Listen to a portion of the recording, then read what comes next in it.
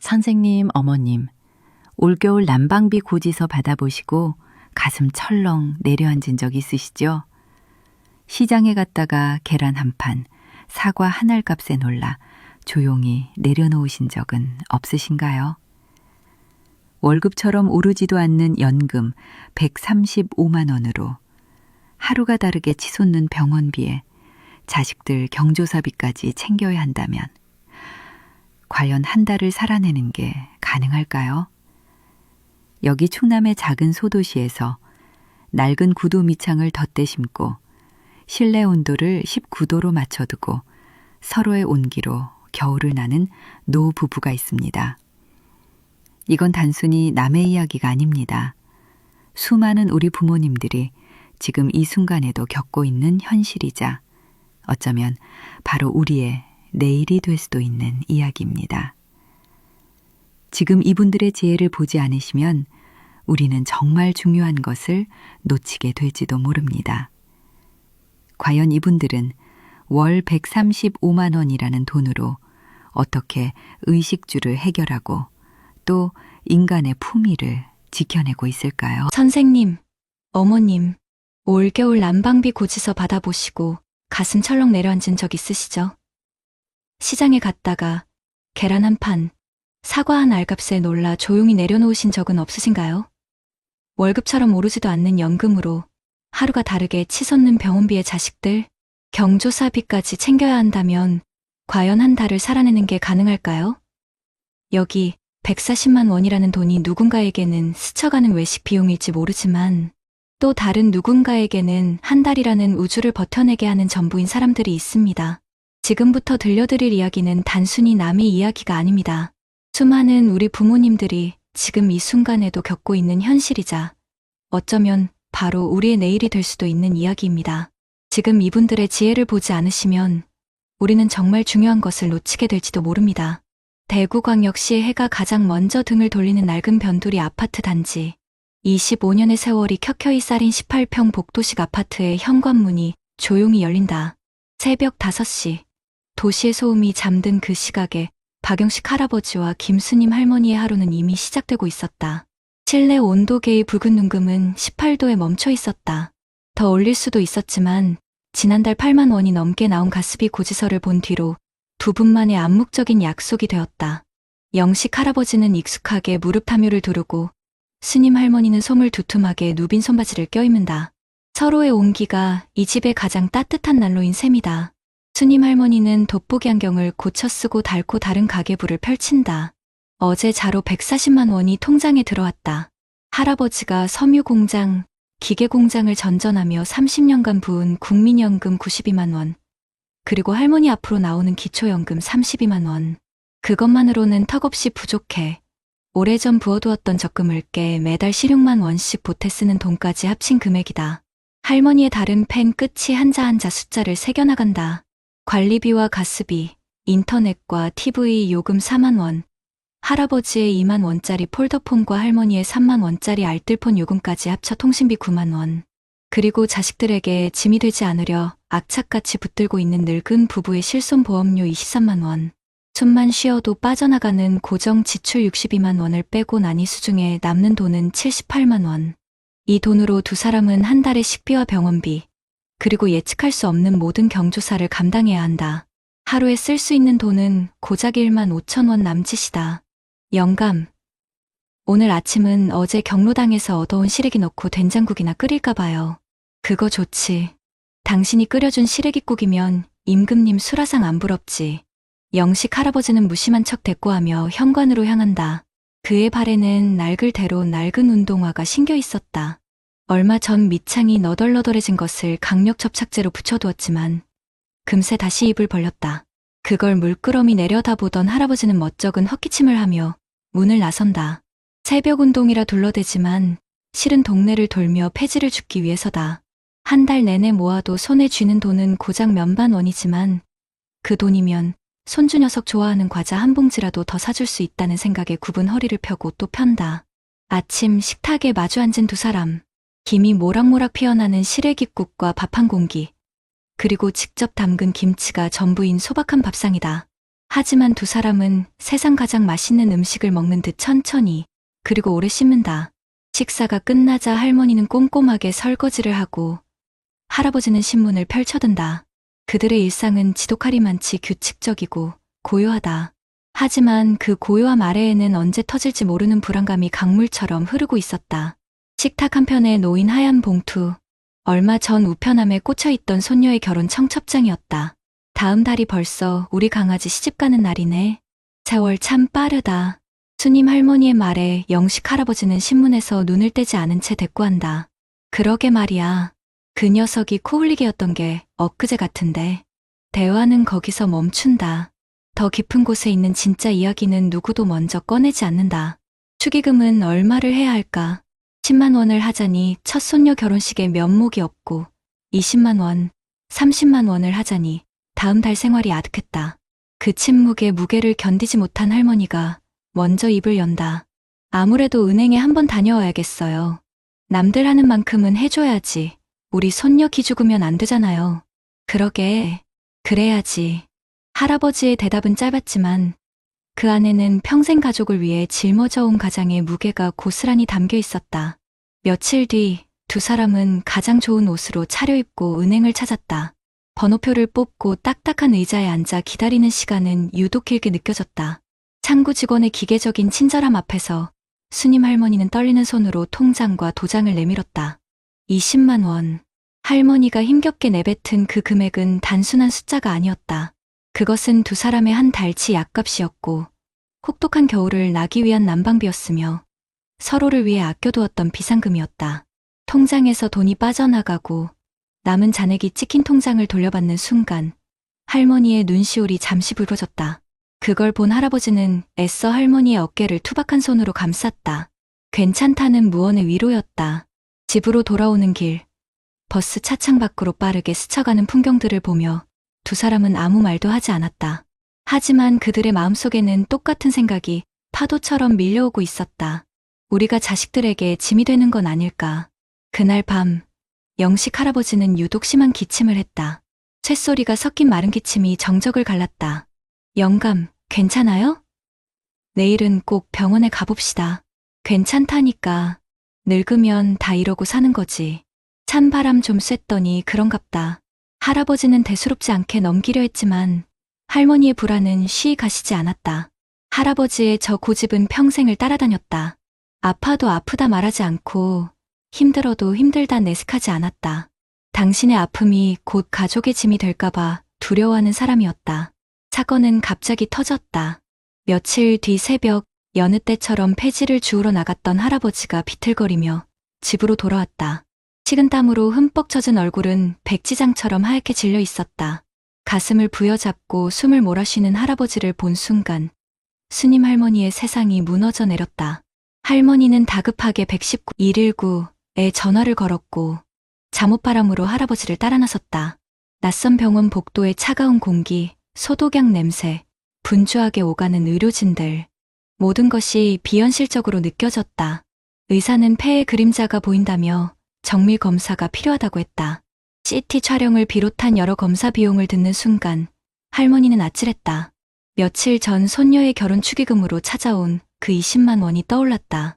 그 돈으로는 턱없이 부족한 금액이었다. 할머니는 아들에게 전화를 걸까 수십 번을 망설였다. 하지만 새벽부터 일 나가 밤늦게 들어오는 아들의 지친 목소리가 귓가에 맴돌았다. 제아파리마기도 벅찬 자식에게 차마 입이 떨어지지 않았다.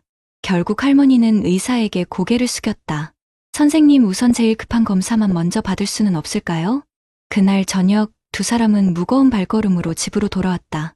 할아버지는 아무 말 없이 자리에 누웠고 할머니는 식탁 의자에 망연자실하게 앉아 있었다. 식탁 위에는 여전히 손녀의 결혼 청첩장이 놓여 있었다. 며칠 전까지만 해도 설렘과 기쁨의 상징이었던 그 하얀 봉투가 이제는 원망스럽고 버겁게만 느껴졌다. 그리고 그 옆에는 오늘 병원에서 받아온 진료비 중간 정산서가 나란히 놓여 있었다.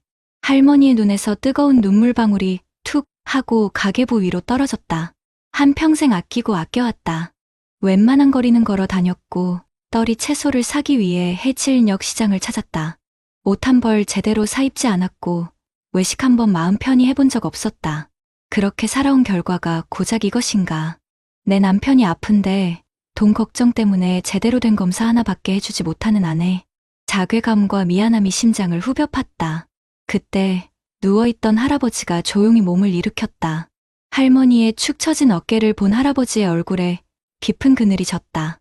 평생 짐이 되지 않으려 했는데 결국 가장 큰 짐이 되어버린 것만 같았다. 미안하다, 이 늙은이가 짐만 되는구나. 그 한마디에 할머니의 참고 참았던 서름이 폭발했다. 할머니는 자리에서 벌떡 일어나 할아버지를 향해 소리쳤다. 그 목소리는 분노가 아닌 처절한 슬픔의 절규였다. 당신 평생 고생만 했는데 아픈 것까지 돈 걱정하면서 참아야 합니까? 그게 당신이 말하는 최선이에요? 내 남편, 내 하늘이 무너지는데 돈 몇 푼이 뭐라고, 그깟 돈 없어도 되니까 당신만 있으면 돼요.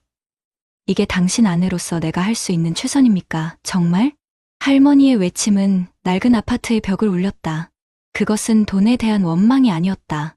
평생 서로를 의지하며 살아온 동반자에 대한 애끓는 사랑이었고, 가난이라는 현실 앞에서 무력해지는 자신에 대한 통렬한 외침이었다. 영식 할아버지는 아무 말도 할 수 없었다. 그저 아내의 얼굴을 타고 흐르는 눈물을 멍하니 바라볼 뿐이었다. 평생 무뚝뚝하고 표현에 서툴렀던 할아버지의 눈에도 뜨거운 것이 차올랐다. 할아버지는 비틀거리며 다가가 아내의 주름진 손을 꼭 잡았다. 거칠고 투박한 손이었지만 세상에서 가장 따뜻하고 든든한 손이었다. 내가 잘못했다, 여보. 내가 어리석었어. 두 노인은 한참을 부둥켜 안고 아이처럼 울었다. 25년 된 낡은 아파트 안에서 두 사람은 비로소 서로의 가장 깊은 상처를 마주하고 보듬었다. 돈이 아닌 서로의 존재 자체가 삶의 이유임을 다시 한번 확인하는 순간이었다. 다음 날 아침, 수님 할머니는 통장을 들고 다시 은행으로 향했다. 망설임 없이 마지막 남은 적금마저 모두 해지했다. 그 돈으로 할아버지의 병원비를 치르고 남은 돈은 하얀 봉투에 정성껏 담았다. 그리고 아들에게 전화를 걸었다. 아들, 바쁘지? 다름이 아니라 할아버지가 몸이 좀 편찮으셔서 다음 주 손녀 결혼식에는 나 혼자 가야 할 것 같다. 이건 할아버지랑 내 마음이니까 내가 대신 전해주렴. 할머니는 병원 이야기는 쏙 빼놓고 그저 가벼운 감기 몸살처럼 둘러댔다. 아들은 바쁜 와중에도 걱정스러운 목소리로 안부를 물었지만 끝내 돈 이야기는 하지 못했다. 부모는 그런 존재다. 내리막길에서도 자식 걱정이 먼저인 사람들. 그 주 주말, 할머니는 홀로 손녀의 결혼식장을 찾았다. 세상에서 가장 환하게 웃는 손녀를 보며 할머니는 눈물을 글썽였다. 기쁨의 눈물이었고 미안함의 눈물이었으며 그럼에도 불구하고 살아내고 있다는 안도의 눈물이었다. 월 140만 원. 그 돈으로 두 노인은 의식주를 해결하고 서로의 건강을 돌보며 가족의 경조사까지 챙겨내고 있었다. 그것은 단순한 생존이 아니었다. 팍팍한 현실 속에서도 서로를 향한 사랑과 인간의 품위를 지켜내기 위한 처절한 싸움이었다. 우리는 이분들의 이야기를 통해 무엇을 보아야 할까요? 이 이야기는 우리에게 묻고 있습니다. 당신의 부모님은 오늘 어떤 하루를 보내셨냐고. 그분들의 닳아버린 구두 밑창과 18도에 멈춰버린 보일러와 말없이 삼키는 기침 소리에 얼마나 귀 기울여 보았냐고 말입니다. 지금 바로 부모님께 전화 한 통 드려보는 것은 어떨까요? 당신의 따뜻한 목소리 한마디가 그분들에게는 그 어떤 난로보다 더 따뜻한 온기가 될 수 있을 겁니다. 여러분 어떠시나요? 위의 사례는 정말 비참하고 서글픈 인생 아닌가요? 하지만 지금부터 소개해드리는 사례는 정반대의 선택으로 행복한 노후를 보내고 있는 분을 소개해드리겠습니다. 경기도 양평의 아침은 물안개와 함께 찾아옵니다. 남한강이 굽이쳐 흐르는 풍경이 그림처럼 펼쳐지는 2층짜리 전원주택. 올해 68배 최진혁 선생님과 66세 이미숙 어머님의 보금자리입니다. 새벽 6시, 실내 온도 조절기는 쾌적한 23도를 가리키고 거실 통창으로는 아침 햇살이 부드럽게 쏟아져 들어옵니다. 진혁 선생님은 30년 넘게 몸담았던 교직을 6년 전 교감으로 정년퇴임했습니다. 아내 미숙 씨는 남편이 첫 월급을 타 온 날부터 부부의 재무장관을 자처했습니다. 진혁 선생님 앞으로 매달 어김없이 들어오는 공무원 연금 350만 원. 젊은 시절엔 아이들 교육비에 대출금 갚느라 빠듯했지만 두 사람은 노후 준비라는 네 글자만큼은 가슴에 새기고 살았습니다. 수입의 20%는 무조건 개인연금과 장기저축성보험에 붓고 맞벌이하던 아내가 벌어온 돈의 절반은 비상금 통장에 따로 모았습니다. 그 덕에 이제는 연금만으로도 생활은 충분하고 따로 모아둔 2억 원의 비상금 통장은 부부의 마음을 세상 든든하게 받쳐주고 있습니다. 오늘 아침 식탁에는 갓 지은 솥밥과 바지락을 듬뿍 넣은 순두부찌개, 그리고 부부가 직접 텃밭에서 가꾼 채소로 만든 나물 반찬이 정갈하게 차려졌습니다. 식사를 하며 두 사람은 어제 동네 사진 동호회에서 찍어온 출사 사진을 함께 보며 웃음꽃을 피웁니다. 진혁 선생님은 은퇴 후 평생의 꿈이었던 사진 기술을 배워 이제는 제법 전문가 솜씨를 뽐냅니다. 미숙 씨는 지역 문화센터에서 배운 서예와 수필쓰기로 일주일을 바쁘게 채웁니다. 식사가 끝나자 미숙 씨가 노트북을 열고 가계부 앱을 실행합니다. 달아빠진 수첩이 아닌 한눈에 자산 현황을 볼 수 있는 디지털 가계부입니다. 고정 지출인 관리비와 보험료, 통신비 등 110만 원을 제외하고도 240만 원이 남습니다. 두 분이 한 달간 식비와 용돈으로 쓰기에는 차고 넘치는 돈입니다. 여보, 다음 달에 우리 민준이 결혼하는 거 축의금은 얼마나 할까요? 그리고 애들 신혼집 얻는데 좀 보태줘야 하지 않겠어요? 미숙 씨의 말에 진혁 선생님은 흐뭇한 미소를 지으며 고개를 끄덕입니다. 첫 손주의 결혼은 부부에게 걱정거리가 아닌 오랫동안 기다려온 가장 큰 경사였습니다. 보태줘야지. 우리가 이럴 때 힘이 되어주려고 악착같이 모은 거 아니겠어. 요즘 젊은 사람들 집값 때문에 결혼도 미룬다는데 우리 손주만큼은 편하게 시작하게 해주고 싶구먼. 우리가 모아둔 비상금 통장에서 5천만 원만 찾아서 보태주자고. 축의금은 따로 넉넉하게 200만 원 준비하고. 잘 생각했어요. 애들한테는 우리가 주는 선물이니까 부담 갖지 말라고 잘 이야기해야겠네요. 대화는 시종일관 따뜻하고 여유로웠습니다. 며칠 뒤 부부는 아들 내외와 손주 커플을 집으로 초대했습니다. 근사한 저녁 식사를 대접한 뒤 진혁 선생님은 미리 준비해둔 봉투 2개를 손주에게 건넸습니다. 하나는 축의금, 다른 하나는 집을 구하는 데 보태 쓰라는 지원금이었습니다.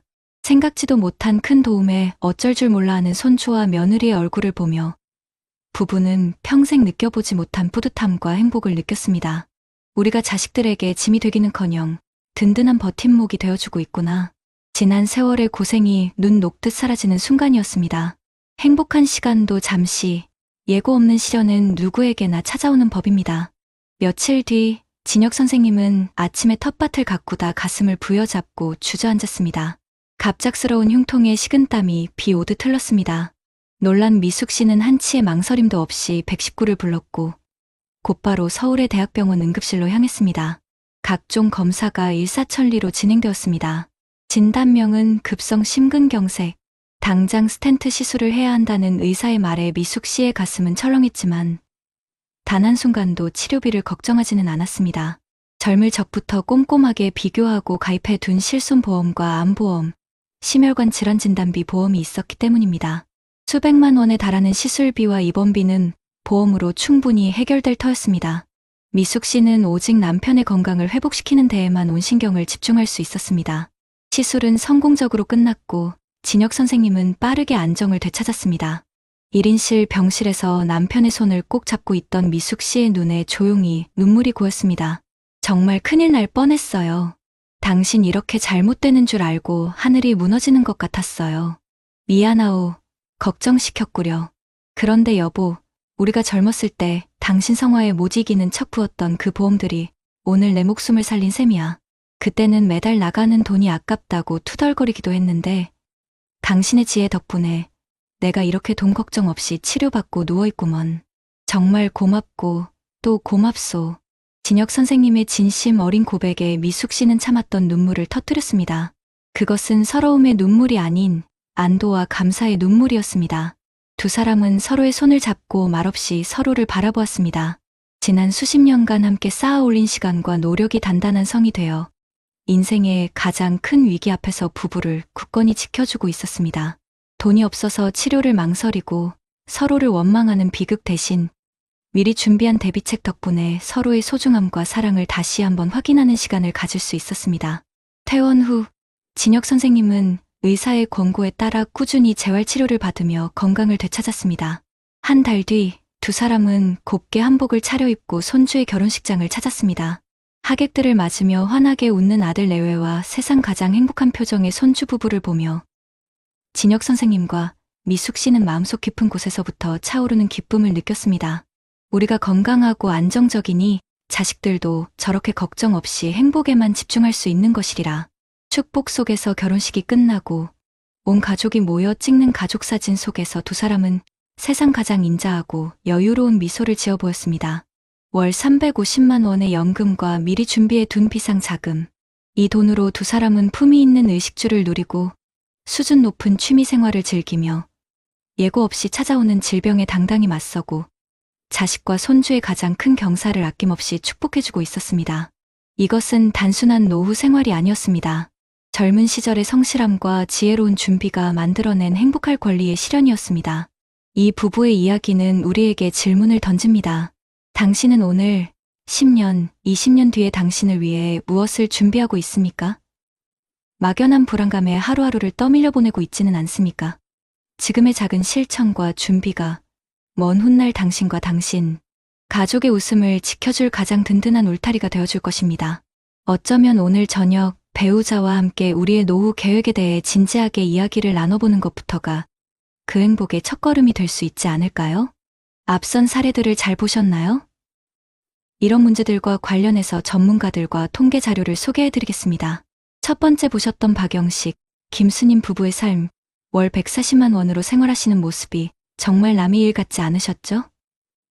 안타깝게도 이게 우리나라 노년층의 보편적인 현실과 크게 다르지 않다고 합니다. 우리나라가 몇 년째 노인 빈곤율이 세계 최고 수준이라는 부끄러운 기록을 가지고 있다는 사실 알고 계셨나요? 2025년 나라에서 발표한 자료를 보니까 66세 이상 어르신 10분 중에 4분 가까이가 가난 때문에 힘들어하고 계신다는 거예요. 이게 다른 나라들 평균보다 2배가 훨씬 넘는 숫자라고 하니 얼마나 심각한지 짐작이 가시죠.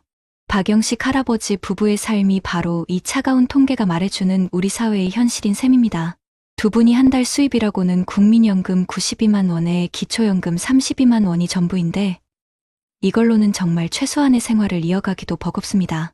실제로 2025년 기준으로 우리나라에서 국민연금을 받으시는 분들이 한 달에 받는 돈이 평균적으로 67만 원 정도밖에 안 된다고 해요. 물론 30년 넘게 꼬박꼬박 내신 분들은 평균 157만 원 정도 받으시지만 부부가 둘 다 넉넉하게 받는 경우가 아니라면 이걸로 안정적인 노후를 보내기란 참 어려운 일입니다. 그래서 박영식 할아버지처럼 허리가 아파도 폐지를 주우러 나가시는 어르신들이 많지만 그렇게 해서 버는 돈은 얼마 되지 않으니 상황이 나아지기는 힘든 거죠. 그런데 나이가 들수록 돈 들어갈 곳은 더 많아지잖아요. 특히 병원비가 정말 무섭습니다. 65세 이상 어르신 한 분이 1년에 쓰는 병원비가 평균 543만 원이래요. 전체 건강보험에서 나가는 돈의 거의 절반 가까이를 우리 어르신들이 쓰고 계신다는 이야기입니다. 갑자기 아프기라도 하면 수술비나 검사비는 또 얼마나 많이 들겠어요. 사례에서 할머니가 할아버지 검사비 앞에서 망설이시던 모습이 바로 우리 모두가 겪을 수 있는 현실인 거죠. 여기에 자식들, 손주들 결혼식이다 환갑이다 해서 챙겨줘야 할 경조사비까지 생각하면 정말 한숨만 나옵니다. 이게 그냥 돈만 나가는 게 아니라 마음의 부담감으로 또 자책감으로 이어지니 더 힘든 거고요. 반면에 경기도 양평의 최진혁, 이미숙 부부의 삶은 우리에게 또 다른 생각을 하게 만듭니다. 교감 선생님으로 퇴직하신 최 선생님의 공무원연금 월 350만 원. 앞서 말씀드린 국민연금 평균 수령액과는 정말 큰 차이가 나죠. 이게 바로 전문가들이 입을 모아 말하는 안정적인 현금 흐름의 힘입니다. 매달 따박따박 들어오는 돈이 있어야 마음 편히 살 수 있다는 가장 기본이 되는 조건인 셈이죠. 그런데 이분들의 지혜는 여기서 그치지 않습니다. 바로 3층 연금이라는 걸 준비하셨다는 점이에요. 전문가들이 늘 강조하는 건데 1층에 국민연금이라는 기둥을 세우고 2층에 퇴직연금, 그리고 3층에 젊었을 때부터 수입의 20%씩 떼어서 차곡차곡 부어온 개인연금까지 이렇게 3층으로 튼튼하게 집을 지어 놓으셨던 겁니다. 그러니까 갑자기 심근경색이 와도 병원비 걱정 없이 치료받으실 수 있었고 손주 결혼할 때 5천만 원을 선뜻 내주실 수 있었던 거죠. 별도로 모아두신 비상금 통장도 아주 큰 역할을 했고요. 결국 돈 걱정이 없으니 건강 관리에도 더 신경 쓸 수 있고 사진이나 서예 같은 취미 생활을 즐기면서 활기차게 사실 수 있는 겁니다.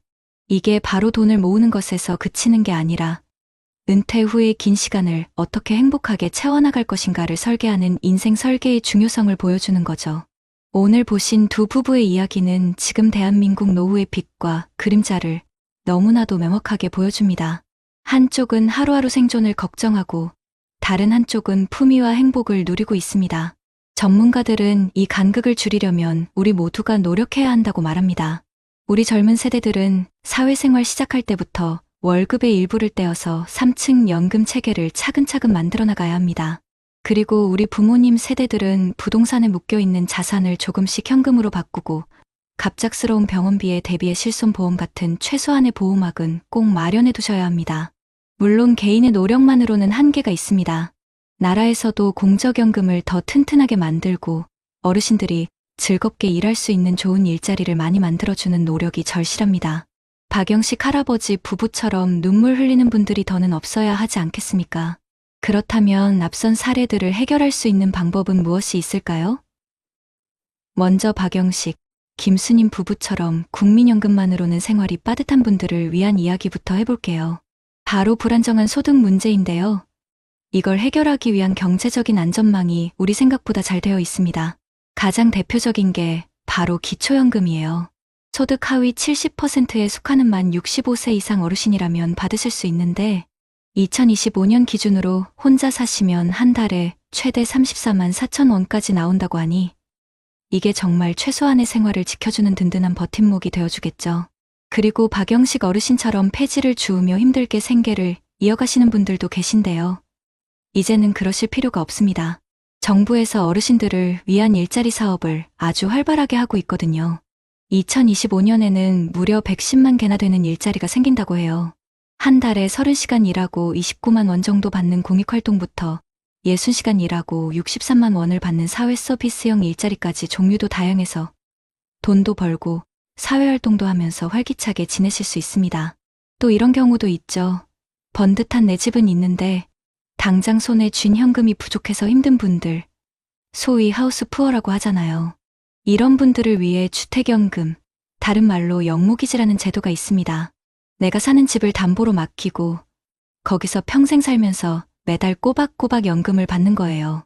2025년부터는 가입 기준도 공시가격 12억 원 이하로 낮아져서 더 많은 분들이 혜택을 보실 수 있게 됐습니다. 물론 전문가들은 이런 정부 정책도 중요하지만 가장 근본적인 해결책은 우리 스스로 미리미리 노후를 준비하는 거라고 입을 모아 이야기합니다.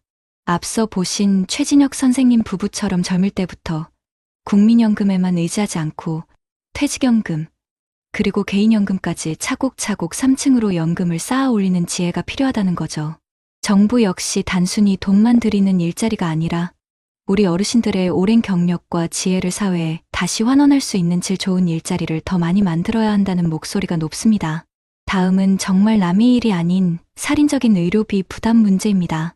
박영식 어르신처럼 갑자기 몸이 아파서 병원에 갔는데 검사비다 치료비다 해서 목돈이 훅 나가면 정말 눈앞이 캄캄해지잖아요. 이런 비극을 막기 위해서 아주 중요한 제도가 있습니다. 바로 본인 부담 상한제라는 건데요. 이건 꼭 기억해 두셔야 합니다. 쉽게 말해서 우리가 1년 동안 낸 병원비가 내 소득에 비해 너무 많으면 나라에서 그 상한선을 정해놓고 그 이상 나온 돈은 전액건강보험공단에서 다시 돌려주는 제도입니다. 예를 들어 소득이 가장 낮은 일분이 어르신은 2025년에 1년 동안 병원비로 89만 원 이상 쓰셨다면 그 초과된 금액은 전부 돌려받으시는 거예요. 소득이 가장 많은 10분이라고 해도 상한액이 정해져 있고요. 그러니까 박영식 어르신이 값비싼 CT 촬영을 하셨더라도 이 제도를 알았다면 의료비 부담을 정말 크게 덜 수 있었을 겁니다. 그리고 몸이 아파서 혼자서는 생활하기 어려운 분들을 위해서는 무인장기요양보험이라는 게 있죠. 요양보호사 선생님이 집으로 직접 찾아와서 씻겨드리고 밥도 차려드리고 장도 봐주는 등 여러 가지 도움을 주시거나 요양시설에 입소하는 걸 도와주는 제도입니다. 가족들의 돌봄 부담과 비용을 획기적으로 줄여줄 수 있겠죠. 여기에 서울시의 어르신 복지교통카드처럼 각 지방자치단체별로 임플란트나 무릎 인공관절 수술비 같은 걸 추가로 지원해주는 곳도 많으니까 내가 사는 지역에서는 어떤 혜택이 있는지 꼭 한번 확인해 보시는 게 좋습니다. 그런데 전문가들은 이렇게 좋은 제도가 있어도 정작 몰라서 혜택을 못 받는 분들이 너무 많다고 안타까워합니다. 그래서 나라에서도 더 적극적으로 알려야 하고 우리 어르신들 스스로도 나는 어떤 혜택을 받을 수 있을까? 하고 미리미리 찾아보는 노력이 중요하다고 말합니다. 또 최진혁 선생님 부부처럼 실손보험 같은 민간 보험을 최소한이라도 하나쯤 준비해두면 건강보험이 적용되지 않는 비급여 항목에 대한 걱정을 덜 수 있는 현명한 대비책이 될 수 있다고 조언합니다. 마지막으로 사회적 고립 문제입니다. 돈이 없고 몸이 아프면 마음도 위축되기 마련이죠. 손주 결혼식에 갈 차비, 축의금이 부담스러워서 망설이셨던 박영식 할머니 부부의 모습이 바로 우리 사회의 씁쓸한 단면입니다. 하지만 이제는 혼자 끙끙 앓지 않으셔도 됩니다. 정부에서 노인 맞춤 돌봄 서비스라는 걸 운영하고 있거든요. 생활관리사분들이 주기적으로 집에 찾아와서 안부도 확인하고 외로운 어르신들의 말벗도 되어주고 병원에 갈 때 같이 가주거나 공과금 납부처럼 혼자 하기 어려운 일들을 도와줍니다. 2025년부터는 이 서비스가 더 확대돼서 주변에 기댈 곳 없는 어르신들을 더 촘촘하게 챙겨드릴 예정입니다. 그리고 우리 동네에서 가장 친근한 사랑방, 바로 경로당과 노인복지관을 적극적으로 활용하셔야 합니다. 저렴한 비용으로 따뜻한 점심도 해결할 수 있고 서예나 컴퓨터, 노래교실처럼 재미있는 프로그램에 참여하면서 새로운 친구도 사귈 수 있는 정말 소중한 공간입니다. 최진혁 선생님 부부가 사진과 서예를 배우면서 활기찬 노후를 보내시는 것처럼 이런 곳에 나가서 사람들과 어울리는 것 자체가 삶의 만족도를 높이는 최고의 보약이 되는 셈이죠. 전문가들은 하나같이 이야기합니다. 은퇴 후의 삶을 그저 남는 시간이라고 생각하지 말고 새로운 것을 배우고 좋은 사람들과 관계를 넓혀가는 시간으로 다시 설계해야 한다고요. 돈을 준비하는 것만큼이나 중요한 게 바로 든든한 사회적 관계망과 건강한 여가 활동이라는 겁니다. 가까운 노인복지관에 나가서 새로운 걸 배우고 동네 사람들과 꾸준히 어울리는 것이 몸과 마음의 건강을 지키고 결과적으로는 병원 갈 일을 줄여서 의료비까지 아끼는 가장 지혜로운 방법이라고 강조합니다. 오늘 보신 두 부부의 이야기는 노후 준비가 더 이상 나 혼자만의 숙제가 아니라는 걸 분명하게 보여줍니다. 젊었을 때부터 스스로 철저하게 준비하는 노력과 혹시라도 어려움에 부딪혔을 때 기댈 수 있는 든든한 사회 안전망이 함께할 때 비로소 대한민국 모든 어르신들이 품위 있고 행복한 노후를 맞이할 수 있을 겁니다. 지나온 길 위에 새겨진 발자국마다 사연이 있고 깊어진 주름마다 이야기가 담겨 있네. 거친 바람 견뎌내며 굽어진 등 위로 이제야 따스한 햇살 한 줌 스며드는 시간. 우리는 그것을 노년이라 부릅니다. 오늘 우리는 그 길 위에서 서로 다른 노후를 마주한 두 부부의 이야기를 만났습니다. 한평생 성실히 살아오셨지만 폐지를 주어야만 하는 고단한 하루와 갑작스런 병원비 앞에 끝없이 작아지는 어깨를 감내해야 했던 박영식, 김수님 부부. 그리고 젊은 날의 땀방울을 차곡차곡 미래를 위한 디딤돌로 쌓아 올려 이제는 서로의 얼굴을 그리며 웃음꽃을 피우고 이웃과 정을 나누며 황혼의 아름다움을 만끽하고 계시는 최진혁 선생님 부부. 두 분의 삶을 가른 것은 과연 무엇이었을까요? 그것은 단순히 통장에 찍힌 숫자의 많고 적음이 아니었습니다. 어쩌면 그것은 내가 기댈 수 있는 세상의 온기를 알고 있었는가, 그리고 그 온기를 나의 것으로 만들기 위해 준비했는가의 차이였을지 모릅니다. 손주의 결혼식에 가는 길, 차비와 축의금이 부담스러워 발걸음을 망설여야 했던 그 막막함과 서러움을 어찌 말로 다 헤아릴 수 있겠습니까? 값비싼 검사 비용 앞에서 자식에게 짐이 될까 두려워 아픈 몸을 이끌고 병원 문을 나서야 했던 그 참담한 심정을 우리가 어찌 감히 상상이나 할 수 있겠습니까? 하지만 아버님, 어머님, 이제는 혼자 모든 짐을 짊어지려 하지 않으셔도 괜찮습니다. 우리가 미처 알지 못했을 뿐, 우리 사회는 험난한 인생의 마지막 고갯길을 넘고 계시는 당신의 지친 손을 잡아줄 따뜻한 준비를 이미 하고 있었습니다. 국민연금만으로는 부족한 생활을 채워주는 기초연금은 최소한의 품위를 지켜주는 든든한 울타리이며 다시 한번 세상의 주인공이 되어 활기차게 일할 수 있는 노인 일자리는 잃어버렸던 자존감을 되찾아주는 소중한 무대입니다. 병원비 고지서 앞에서 가슴이 철렁 내려앉을 때 괜찮다고 긍을 토닥여주는 본인 부담 상한제라는 든든한 버팀목이 있고 거동이 불편한 몸을 따뜻하게 씻겨주고 살뜰히 보살펴주는 노인장기요양보험이라는 고마운 손길도 있습니다.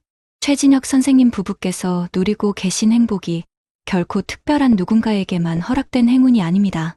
젊은 시절부터 3층 연금이라는 단단한 집을 지어 올린 지혜와 실손보험이라는 작은 우산을 미리 준비해두었던 현명함, 그리고 무엇보다 동네 복지관 문을 열고 세상 밖으로 나아가 새로운 것을 배우고 좋은 이웃들과 스스럼 없이 어울렸던 그 용기.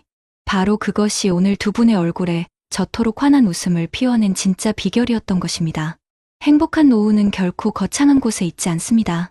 경로당에 모여 앉아 나누는 따뜻한 밥 한 끼와 살가운 말 한마디에 있고, 복지관에서 배운 서예로 서툰 솜씨로 남아 손주에게 편지를 쓰는 소소한 기쁨에 있으며, 아픈 몸을 이끌고 혼자 병원에 가는 외로운 길이 아니라 생활관리사의 부축을 받으며 함께 걸어가는 든든함 속에 있습니다. 아직 늦지 않았습니다. 지금이라도 조금만 용기를 내어 주위를 둘러보십시오. 우리 동네 주민센터와 노인복지관의 문을 두드려 보십시오. 그곳에는 우리가 상상했던 것보다 훨씬 더 많은 기회와 따뜻한 정보들이 우리를 기다리고 있습니다. 나라가 마련해준 좋은 제도를 나의 것으로 만들고 주어진 혜택을 온전히 누리기 위해서는 바로 나 스스로 나의 권리를 찾아 나서는 지혜가 필요합니다. 세상의 모든 아버님, 어머님, 당신의 삶은 그 자체로 한편의 위대한 역사였습니다. 이제 그 역사의 마지막 장을 좌절과 한숨으로 채우지 마십시오. 당신의 남은 인생이 그저 쓰러져가는 노을이 아니라 가장 찬란하고 아름다운 황금빛으로 물들기를 저희가 진심을 다해 응원하겠습니다. 당신의 모든 날들이 존중받고 당신의 모든 순간이 행복하기를 바라며 저희는 그 길에 가장 따뜻한 동행이 되어드리겠습니다. 월 5만 원이 아까워서 목숨과도 같은 이것을 끊으셨다고요? 선생님, 혹시 남의 일 같으신가요? 최근 부산에 사는 72세 김영식 선생님은 30년 넘게 다니던 산악회를 그만두셨고, 대전의 68세 박정자 여사님은 하나뿐인 손주에게 매달 사주던 영양제를 끊었다는 소식이 들려옵니다.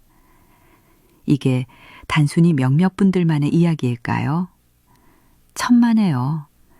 지금 우리 주변의 수많은 어르신들이 가장 먼저 즐거움과 건강을 포기하고 있습니다. 지금 이 거대한 흐름을 제대로 읽지 못하면 애써 모은 쌈짓돈마저 전부 병원비로 사라질 수 있다는 사실 알고 계셨습니까? 오늘 영상에서는 돈 한 푼 안 들이고 오히려 돈을 아끼는 건강법, 이미 수만 명의 선배님들이 조용히 실천하며 효과를 보고 있는 지혜로운 노후 비법을 전부 알려드리겠습니다. 한 달에 5만 원, 그 얄팍한 지폐 5장이 뭐라고. 당신은 목숨과도 같던 그것을 끊어내셨습니까? 혹여 남의 집 이야기처럼 들리시나요? 그렇다면 당신은 아직 진짜 노후의 문턱에 서보지 않으신 겁니다. 찬바람이 유독 뼈를 시리게 하는 12월의 어느 아침, 서울 변두리의 낡은 연립주택 그 3층에 사는 박영감은 현관문을 나서는 아내 이 여사의 뒷모습을 말없이 지켜보고 있었다. 아내의 손에 들린 건 알록달록한 시장 바구니가 아닌 빳빳한 서류봉투 하나였다. 굳이 묻지 않아도 안다. 아파트 경비원 자리를 알아보러 가는 길이다. 헛기침이 터져나왔지만 차마 아내를 붙잡을 수는 없었다. 사내의 자존심이란 달고 달아 너덜너덜해져도 마지막 한 조각은 남는 법이었으니까. 영감, 점심은 어제 끓여놓은 시래기국 데워 드세요. 저녁장은 내가 들어오는 길에 봐올 테니 찬바람 쐬지 말고 집에 꼼짝 말고 있어요. 이 여사의 목소리는 애써 담담했지만 그 끝이 미세하게 떨리는 것을 박영감은 알았다. 아내는 평생을 박영감의 그림자 뒤에서 묵묵히 살아온 사람이었다. 남편 퇴직 후에는 그 작은 연금에 기대어 소꿉놀이하듯 살았다. 아들 내외에게 손 벌리지 않는 것만으로도 감지덕질하며 서로의 굽은 등을 토닥이며 오늘까지 버텨왔다. 그런데 이제 그 아내가, 이른을 넘긴 아내가 다시 돈을 벌러 나서겠다고 하는 것이다. 모든 것이 박영감 자신의 탓 같아 타들어가는 속을 냉수 한 잔으로 억지로 눌렀다. 석 달 전 박영감은 동네에서 가장 오래된 헬스장의 문을 제 발로 나섰다. 10년 넘게 하루도 빠짐없이 드나들던 곳이었다.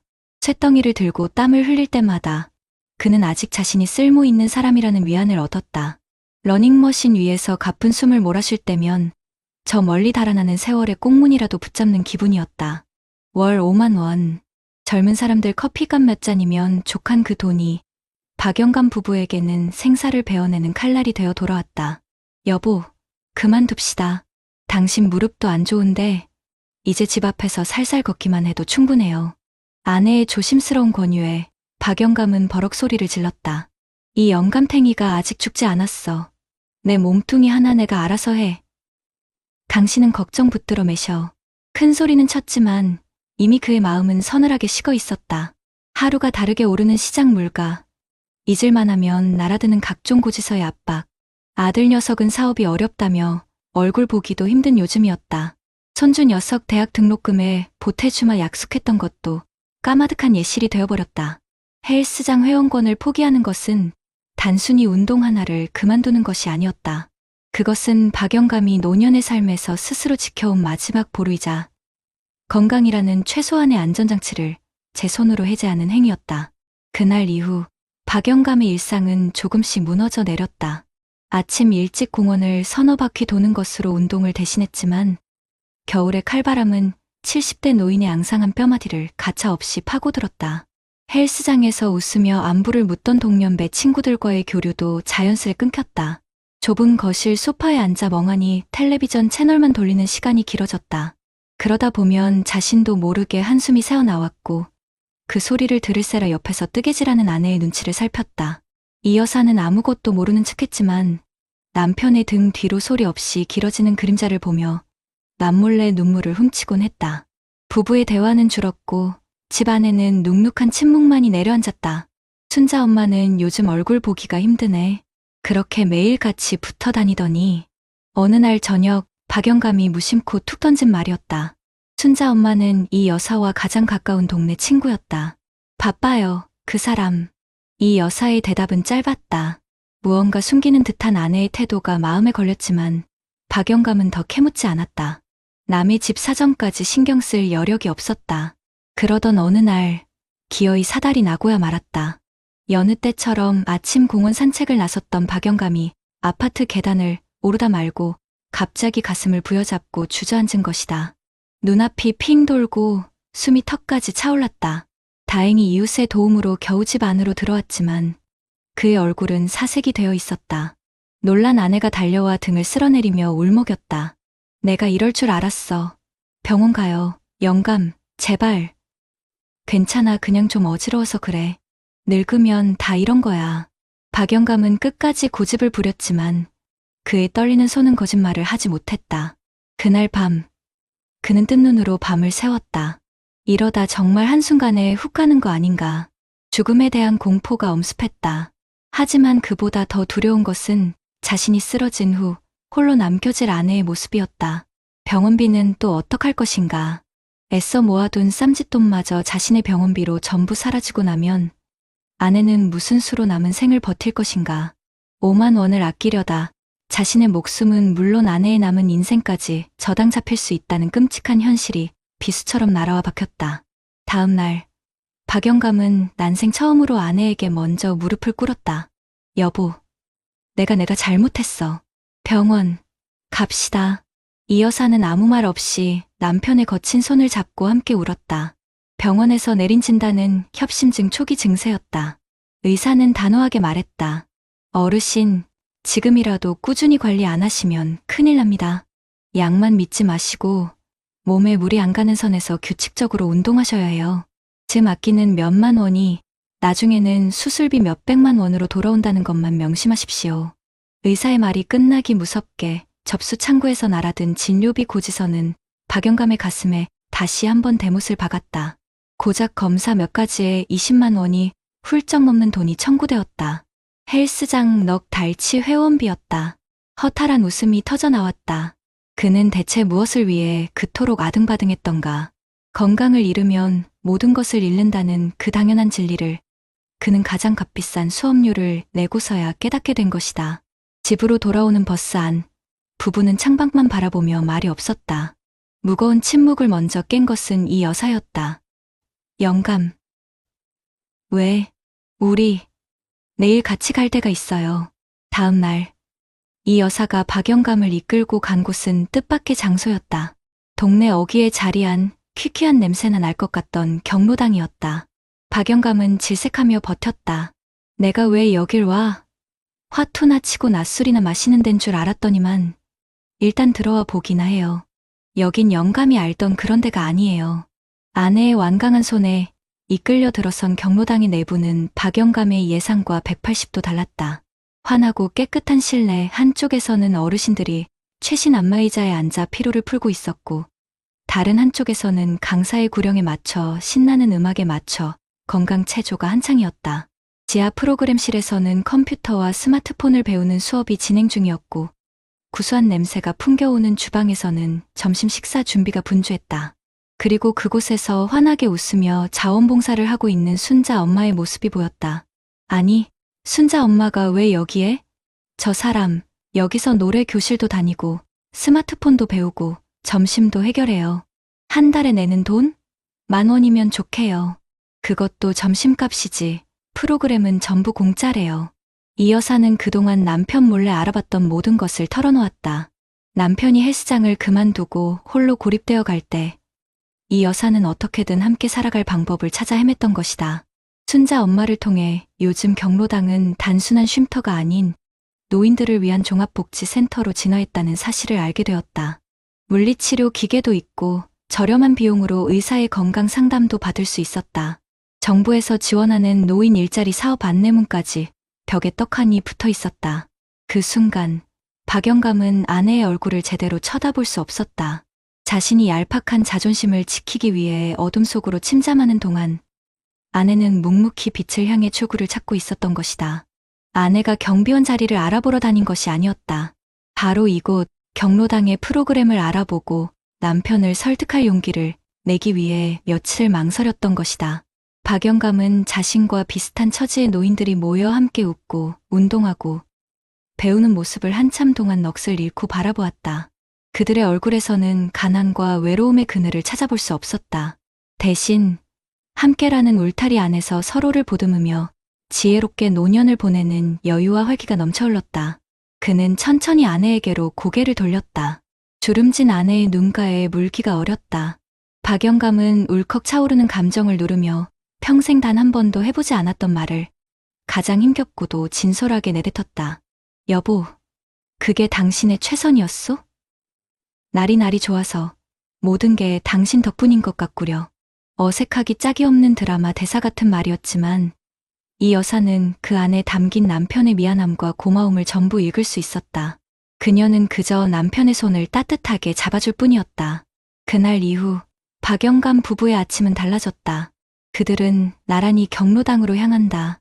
박영감은 건강체조에 누구보다 열심히 참여하며 무뎌진 근력을 되찾고 있고 이 여사는 스마트폰 활용법을 배워 멀리 사는 아들 내외와 영상통화를 하는 재미에 푹 빠졌다.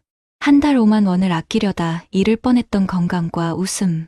부부는 돈 한 푼 들이지 않고 아니 오히려 생활비를 아끼면서 그 모든 것을 되찾았다. 그것은 포기가 아닌 지혜로운 전환이었다. 낡고 외로운 섬에서 빠져나와 함께라는 새로운 대륙에 발을 내디딘 것이다. 그들의 이야기는 결코 특별한 기적이 아니다. 지금 이 순간에도 우리 주변의 수많은 어르신들이 조용히 실천하고 있는 가장 현실적인 인생의 답안지일 뿐이다. 여러분 어떠시나요? 위의 사례는 정말 비참하고 서글픈 인생 아닌가요? 하지만 지금부터 소개해드리는 사례는 정반대의 선택으로 행복한 노후를 보내고 있는 분을 소개해드리겠습니다. 2025년 늦가을 단풍이 곱게 물든 경기도의 한 소도시. 35년간 동사무소에서 꼬박꼬박 서류 도장을 찍다 정년퇴직한 김진석 씨의 아침은 언제나 물비린내와 함께 시작된다. 새벽 6시면 어김없이 일어나 시립스포츠센터 수영장으로 향하는 것이 지난 10년간 그의 가장 중요한 일과였다. 물살을 가르며 수십 바퀴를 돌고 나면 뻣뻣했던 온몸의 마디마디가 비로소 제자리를 찾는 기분이었다. 공무원 연금 280만 원. 아내 최수의 여사와 둘이서 아껴 살면 그럭저럭 꾸려갈 만한 돈이었다. 하지만 부부의 삶에는 늘 현상 유지 이상의 무언가가 있었다. 그것은 바로 건강에 대한 투자라는 확고한 원칙이었다. 월 7만 원의 수영장 회원권은 김진석 씨에게 단순한 소비가 아닌 노후를 지탱하는 가장 튼튼한 기둥이었다. 그러던 작년 여름, 부부에게 예상치 못한 시련이 닥쳤다. 하나밖에 없는 딸이 전화를 걸어와 울먹이는 목소리로 사위의 사업이 크게 기울었다고. 당장 아이 학원비와 대출 이자를 막지 못하면 길거리에 앉을 판이라고 하소연했다. 순간 김진석 씨의 눈앞이 캄캄해졌다. 평생을 성실하게 살아온 죄밖에 없는 딸 내외의 고통을 외면할 수는 없는 노릇이었다. 며칠 밤낮을 아내와 머리를 맞대고 고민한 끝에 노후 자금으로 겨우 모아두었던 적금 통장을 깨기로 마음먹었다. 하지만 목돈이 빠져나가자 당장의 생활이 팍팍해지는 것은 어쩔 수 없는 현실이었다. 그날 저녁 아내 최 여사가 조심스럽게 입을 열었다. 여보, 아무래도 우리도 허리띠를 더 졸라매야겠어요. 당분간만이라도 그 수영장 좀 쉬는 게 어떨까요? 그것만 아껴도 한 달 쌀값은 나오잖아요. 아내의 말에는 가시가 없었다. 오히려 미안함이 뚝뚝 묻어났다. 박영감이었다면 버럭 소리를 질렀을 그 순간 김진석 씨는 묵묵히 아내의 손을 잡았다. 수희야, 당신 마음 내가 왜 모르겠소. 하지만 내 생각은 좀 달라. 우리가 지금 아끼는 7만 원이 나중에 병원비 700만 원이 돼서 돌아올 수 있어. 내가 이렇게라도 매일 움직이니까 당신 병원 수발들 일 없이 두 발로 꼿꼿이 서 있는 거요. 이건 우리 둘 모두를 위한 보험이야. 돈을 아낄 다른 방법을 찾아봅시다. 내가 아직은 너무 팔팔해서 탈이야. 그의 목소리는 낮고 단단했다. 책망이 아닌 함께 해결책을 찾자는 따뜻한 제안이었다. 그날 이후 김진석 씨의 발걸음은 수영장이 아닌 다른 곳으로도 향하기 시작했다. 동네 주민센터와 노인복지관을 제 집처럼 드나들며 노인 일자리 사업 공고를 샅샅이 훑었다. 평생을 책상에 앉아 일했던 그가 할 수 있는 일이 있을까 반신반의했지만 세상은 생각보다 어렵다. 그는 자신의 꼼꼼하고 성실한 장점을 살려 지역 문화재를 방문하는 관람객들에게 역사를 설명해주는 문화유산 해설사 자리에 지원했다. 젊은 시절 틈틈이 익혀둔 한자 실력과 또박또박한 발음이 면접에서 큰 점수를 땄다. 일주일에 3번, 하루 4시간씩 일하며 손에 쥐는 돈은 한 달에 60만 원 남짓. 큰 돈은 아니었지만 그 돈은 김진석 씨 부부의 삶에 놀라운 변화를 가져왔다. 우선 7만 원짜리 수영장 회원권을 끊어야 한다는 압박감에서 완전히 해방되었다.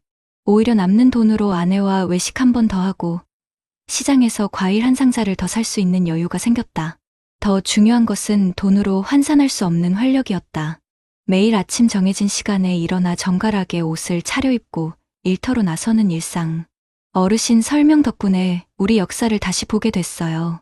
라며 고마워하는 젊은이들의 인사는 그 무엇과도 바꿀 수 없는 보람이자 자존감이었다. 수영으로 다져진 체력은 해설사 활동을 하는데 든든한 밑거름이 되어주었다.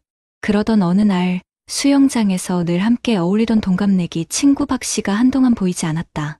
이상하게 여겨 전화를 해보니 끙끙 앓는 목소리가 수화기 너머로 들려왔다. 자식들에게 손 벌리기 미안하다며 몇 달 전부터 운동을 모두 끊고 집에서만 소일거리로 시간을 보냈는데 얼마 전 화장실에서 미끄러져 고관절을 크게 다쳤다는 것이었다. 수술비와 간병비로 수천만 원이 깨지게 생겼다며 땅이 꺼져라 한숨을 내쉬는 친구의 목소리에 김진석 씨는 가슴이 철렁 내려앉았다. 만약 그때 아내의 말에 못 이기는 척 수영을 그만두었다면 어쩌면 저 전화기 너머의 신세 한탄이 자신의 이야기가 되었을지도 모른다는 생각에 등주기가 서늘해졌다. 그는 전화를 끊고 조용히 아내의 어깨를 감싸 안았다. 여보, 고맙소. 그때 나를 믿고 내 고집을 꺾지 않게 해줘서, 그리고 더 나은 방법을 함께 찾아줘서 정말 고맙소. 최 여사는 말없이 남편의 등을 토닥였다. 부부의 눈가에는 눅눅한 절망 대신 서로에 대한 믿음과 감사로 빛나는 온기가 가득했다. 노후의 위기는 누구에게나 찾아온다. 하지만 그 위기 앞에서 좌절하고 움츠러드는 대신 현명하게 길을 모색하고 건강이라는 최후의 보루를 지켜낸 김진석 씨. 그는 한 달 7만 원을 아끼는 대신 한 달 60만 원의 활력과 수천만 원의 가치를 지닌 건강, 그리고 돈으로 환산할 수 없는 행복을 얻었다. 낡은 자존심을 버리고 세상과 소통하며 새로운 역할을 찾아 나선 그의 선택은 어쩌면 이 시대를 살아가는 우리 모두에게 가장 지혜로운 노후 사용 설명서가 아닐까. 그의 등 뒤로 쏟아지는 가을 햇살은 마치 그의 빛나는 노후를 축복하는 듯 더없이 따사로웠다. 앞선 사례들을 잘 보셨나요? 이런 문제들과 관련해서 전문가들과 통계 자료를 소개해 드리겠습니다. 방금 보신 두 어르신의 이야기가 가슴 아프게 다가오는 건 이게 단순히 몇몇 분들만의 특별한 사연이 아니기 때문입니다. 통계를 보면 정말 깜짝 놀라실 겁니다. 2025년 바로 작년 기준으로 우리나라 66세 이상 어르신들의 소득 빈곤율이 무려 39.7%라고 합니다. 이게 어느 정도냐면요. 다른 선진국들과 비교했을 때 거의 3배 가까이 높은 압도적인 1등입니다. 쉽게 말해서 우리 어르신 10분 중에 4분은 지금 당장 소득만으로는 기본적인 생활조차 빠듯하다는 뜻입니다. 그런데 더 큰 문제는 따로 있습니다. 나이가 들수록 주머니 사정은 여의치 않은데 아픈 곳은 왜 이렇게 늘어나는 걸까요? 병원 갈 일은 자꾸만 많아지죠. 실제로 작년 한 해 동안 65세 이상 어르신들이 쓴 병원비가 무려 52조 원을 넘었다고 합니다. 우리나라 전체 건강보험 진료비의 절반 가까이를 우리 어르신들이 쓰고 계신 겁니다. 한 분당 평균으로 따져보면 1년에 543만 원이 넘는 돈을 병원비로 지출하고 계시다는 계산이 나옵니다. 특히 75이 넘으신 어르신들 중 절반은 만성질환을 3개 이상 동시에 앓고 계신다고 하니 앞서 봤던 박영감님 사례처럼 지금 아끼는 몇만 원이 나중에 수술비 몇백만 원으로 돌아온다는 의사 선생님의 경고가 절대 빈말이 아닌 셈입니다. 전문가들은 바로 이런 악순환을 두고 의료비 때문에 허리가 휘고 결국 빈곤층으로 떨어지는 현상이라고 부르며 심각하게 경고하고 있습니다. 이건 단순히 한 개인의 불행으로 끝나는 게 아니라 우리 사회 전체를 병들게 하는 아주 위험한 신호라는 거죠. 결국 우리 어르신들의 노후 문제는 단순히 돈을 안 쓰고 아끼는 차원의 문제가 아닙니다. 어떻게 하면 건강을 잃지 않고 쓸데없는 병원비를 줄일 수 있을까 하는 지혜의 문제로 바뀌고 있는 겁니다. 그렇다면 이 답답한 현실을 어떻게 풀어가야 할까요? 놀랍게도 그의 답은 아주 가까운 곳에 있었습니다. 첫 번째 열쇠는 바로 사회복지 시스템을 똑똑하게 이용하는 겁니다. 박영감님의 아내분께서 찾아낸 경로당이 바로 그 좋은 예입니다. 아마 많은 분들이 경로당하면 그냥 동네 어르신들 모여서 화투 치고 시간 보내는 곳으로만 생각하실 텐데 천만의 말씀입니다. 요즘 경로당이나 노인복지관은 완전히 달라졌습니다. 어르신들 건강을 위한 체조 교실부터 스마트폰 사용법을 알려주는 디지털 교육, 그리고 간단한 물리치료에 저렴하고 맛있는 점심 식사까지 제공합니다. 심지어 전문 건강 상담사가 와서 건강 상담도 해주고 일자리 정보까지 알려주는 노년 생활 종합 백화점으로 거듭나고 있습니다. 한번 생각해 보세요. 한 달에 5만 원 내고 헬스장 가는 대신 한 달에 10,000원 정도의 점심값만 내고 이 모든 혜택, 즉 건강과 친구, 그리고 새로운 배움의 기회까지 전부 누릴 수 있게 되는 겁니다. 이건 혼자서 끙끙 앓으며 고립과 자존심의 성에 갇혀 지낼 것이 아니라 나라에서 이미 마련해 놓은 든든한 사회 안전망 안으로 한 걸음 들어오는 생각의 전환이 얼마나 중요한지를 명확하게 보여주는 대목입니다. 그리고 두 번째 열쇠는 김진석 선생님의 선택에서 찾을 수 있습니다. 바로 적극적인 사회 참여와 경제 활동입니다. 김진석 선생님은 건강을 위한 투자를 포기하는 대신 노인 일자리 사업이라는 새로운 길을 찾아내셨죠. 이걸 통해 부족한 생활비도 해결하고 삶의 활력까지 되찾으셨습니다.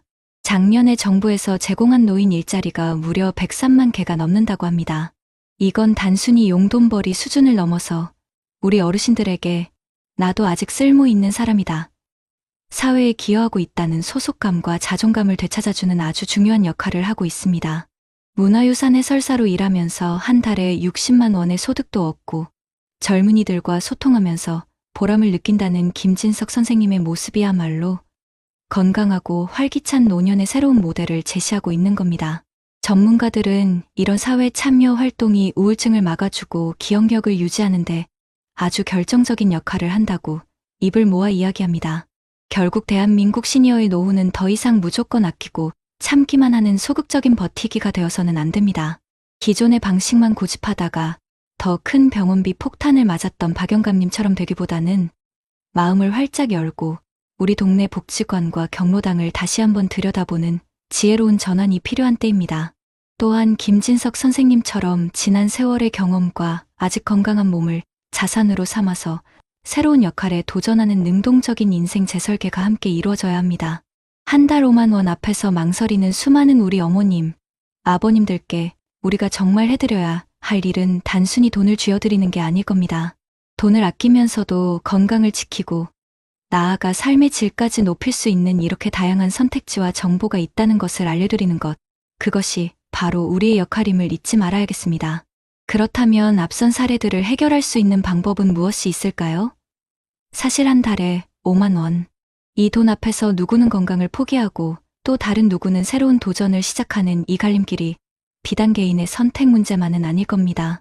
우리 사회가 함께 고민하고 해결책을 찾아야 하는 아주 중요한 문제인데요. 다행히도 우리 대한민국 정부와 여러 지방자치단체에서 어르신들이 박영감님처럼 외로움과 건강 악화라는 악순환에 빠지지 않고 김진성님처럼 건강과 활력을 모두 되찾는 노후를 보내실 수 있도록 여러 정책들을 마련해두고 있습니다. 오늘은 그 이야기를 좀 해드릴까 합니다. 우선 가장 중요한 건 움츠러들었던 마음의 문을 활짝 여는 겁니다. 박영감님도 뒤늦게 경로당이라는 소중한 공간을 발견하셨잖아요. 괜한 자존심 때문에 혼자 끙끙 앓지 마시고 국가가 마련한 촘촘한 복지 시스템 안으로 한 걸음 들어오시는 용기가 필요합니다. 그 첫걸음이 바로 노인 맞춤 돌봄 서비스가 될 수 있습니다. 이게 뭐냐면 갑자기 건강이 나빠지셨거나 사회적으로 단절된 어르신들을 위해 나라에서 1대1로 맞춤형 관리를 해드리는 거예요. 그냥 전화해서 잘 계시냐 안부만 묻는 게 전부가 아닙니다. 생활지원사 선생님들이 주기적으로 어르신 댁을 찾아뵙거나 전화를 드려서 안전을 확인하고요. 병원에 가실 때 같이 가드리고 장 보는 거나 간단한 집안일도 도와드립니다. 무엇보다 가장 중요한 건 옆에서 따뜻하게 말벗이 되어드린다는 거죠. 전문가들은 이 서비스가 어르신들의 고독사를 막고 살고 계신 동네에서 건강하게 지내시도록 돕는 가장 효과적인 예방주사 같은 거라고 입을 모아 말합니다. 특히 몸이 불편하시거나 만성질환을 앓고 계신 어르신이라면 더 늦기 전에 꼭 신청하셔서 위기 상황을 미리 막으셔야 합니다. 그리고 또 하나, 우리 주변에 있는 경로당이나 노인복지관을 다시 한번 돌아보셨으면 좋겠습니다. 예전처럼 그냥 동네 어르신들 모여서 장기 두고 화투 치는 사랑방 정도로 생각하시면 정말 큰 오산입니다. 요즘 경로당과 노인복지관은 건강, 교육, 여가, 식사, 심지어 일자리 정보까지 한 곳에서 모두 해결할 수 있는 노년생활 종합 플랫폼으로 멋지게 변신하고 있거든요. 가보면 물리치료기나 안마의자는 기본이고요. 요가나 건강체조, 치매 예방 프로그램 같은 유익한 강좌들을 아주 저렴하거나 아예 무료로 들을 수 있습니다. 보건소랑 연계해서 찾아가는 주치의 사업으로 혈압, 혈당 관리 같은 만성질환 상담도 받을 수 있고요. 어디 그뿐인가요? 스마트폰 사용법이나 요즘 식당 가면 힘든 키오스크 주문하는 법 같은 디지털 교육도 해드리고 서예나 노래교실, 악기 교실처럼 즐거운 문화 강좌도 아주 많습니다. 또 많은 분들이 걱정하시는 식사 문제도 해결할 수 있습니다. 대부분의 경로당과 복지관에서 1,000원에서 3,000원 정도만 내면 영양 가득한 따뜻한 점심을 드실 수 있으니 식비 부담도 덜고 영양도 챙길 수 있는 거죠. 서울시에서는 스마트 경로당이라고 해서 화상회의 시스템으로 집에서도 편하게 강좌를 들을 수 있게 하고 경기도에서는 찾아가는 경로당 복지 서비스라고 해서 거동이 불편한 어르신 댁으로 직접 찾아가는 서비스도 활발하게 진행하고 있다고 합니다. 이렇게 사회 안전망을 잘 활용해서 고립을 막고 건강을 챙기는 것이 첫 번째 방법이라면 두 번째는 김진성 님이 문화유산 해설사라는 새로운 역할에서 삶의 보람을 찾으셨던 것처럼 우리 어르신들이 보다 능동적으로 사회에 참여하고 경제활동을 하시는 겁니다. 건강을 위한 투자를 포기하는 대신 새로운 소득과 활력을 찾는 길은 생각보다 가까이에 있습니다. 바로 정부에서 역대 최대 규모로 확대하고 있는 노인 일자리 및 사회활동 지원 사업 덕분인데요. 2025년에는 무려 103만 개가 넘는 일자리가 생긴다고 하니 정말 대단하죠. 일자리 종류도 아주 다양합니다. 우리 아이들 등하굣길 교통정리를 해주시거나 공원이나 공공시설을 깨끗하게 관리하는 공익활동형 일자리가 있는데요. 한 달에 30시간 정도 일하시고 29만 원 정도의 활동비를 받으실 수 있습니다. 김진성님처럼 문화유산 해설사를 하시거나 어린이집에서 아이들을 돌보는 보육도우미 혹은 다른 취약계층 어르신들의 안부를 확인하는 사회 서비스형 일자리도 있습니다. 이건 공익활동형보다 조금 더 전문적인 일이라서 한 달에 60시간 정도 일하시고 약 63만 원 정도를 받으시니 소득에 훨씬 더 보탬이 되겠죠. 여기서 더 나아가서 동료 어르신들과 함께 카페나 음식점을 직접 운영하시거나 경비원이나 요양보호사처럼 민간 기업에 취업을 알선해주는 시장형이나 취업 알선형 일자리도 있어서 상대적으로 더 높은 소득을 보장받을 수도 있습니다. 한국노인인력개발원 같은 전문기관에서는 이런 노인 일자리가 단순히 돈을 버는 것을 넘어서 규칙적인 생활을 통해 건강이 좋아지고 새로운 사람들과 관계를 맺으면서 우울감도 줄어드는 등 아주 긍정적인 효과가 크다고 강조합니다. 자신의 지난 경력과 적성을 살릴 수 있는 다양한 일자리들이 계속 개발되고 있으니 주저하지 마시고 가까운 복지관이나 시니어 클럽의 문을 두드려 보시는 게 중요합니다. 각 지방자치단체들도 지역 특성을 살린 재미있는 일자리들을 많이 만들고 있습니다.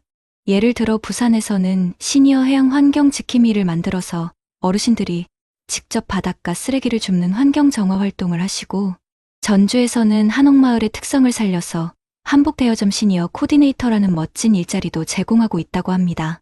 이처럼 어르신들의 경험과 지역에 대한 깊은 이해가 소중한 자산이 되는 기회가 점점 더 늘어나고 있습니다. 결국 한 달 5만 원 앞에서 망설여지는 힘든 현실을 이겨내는 방법은 무조건 아끼고 집안에만 계시는 게 아니라 생각을 전환하고 사회 참여의 문을 여는 것입니다.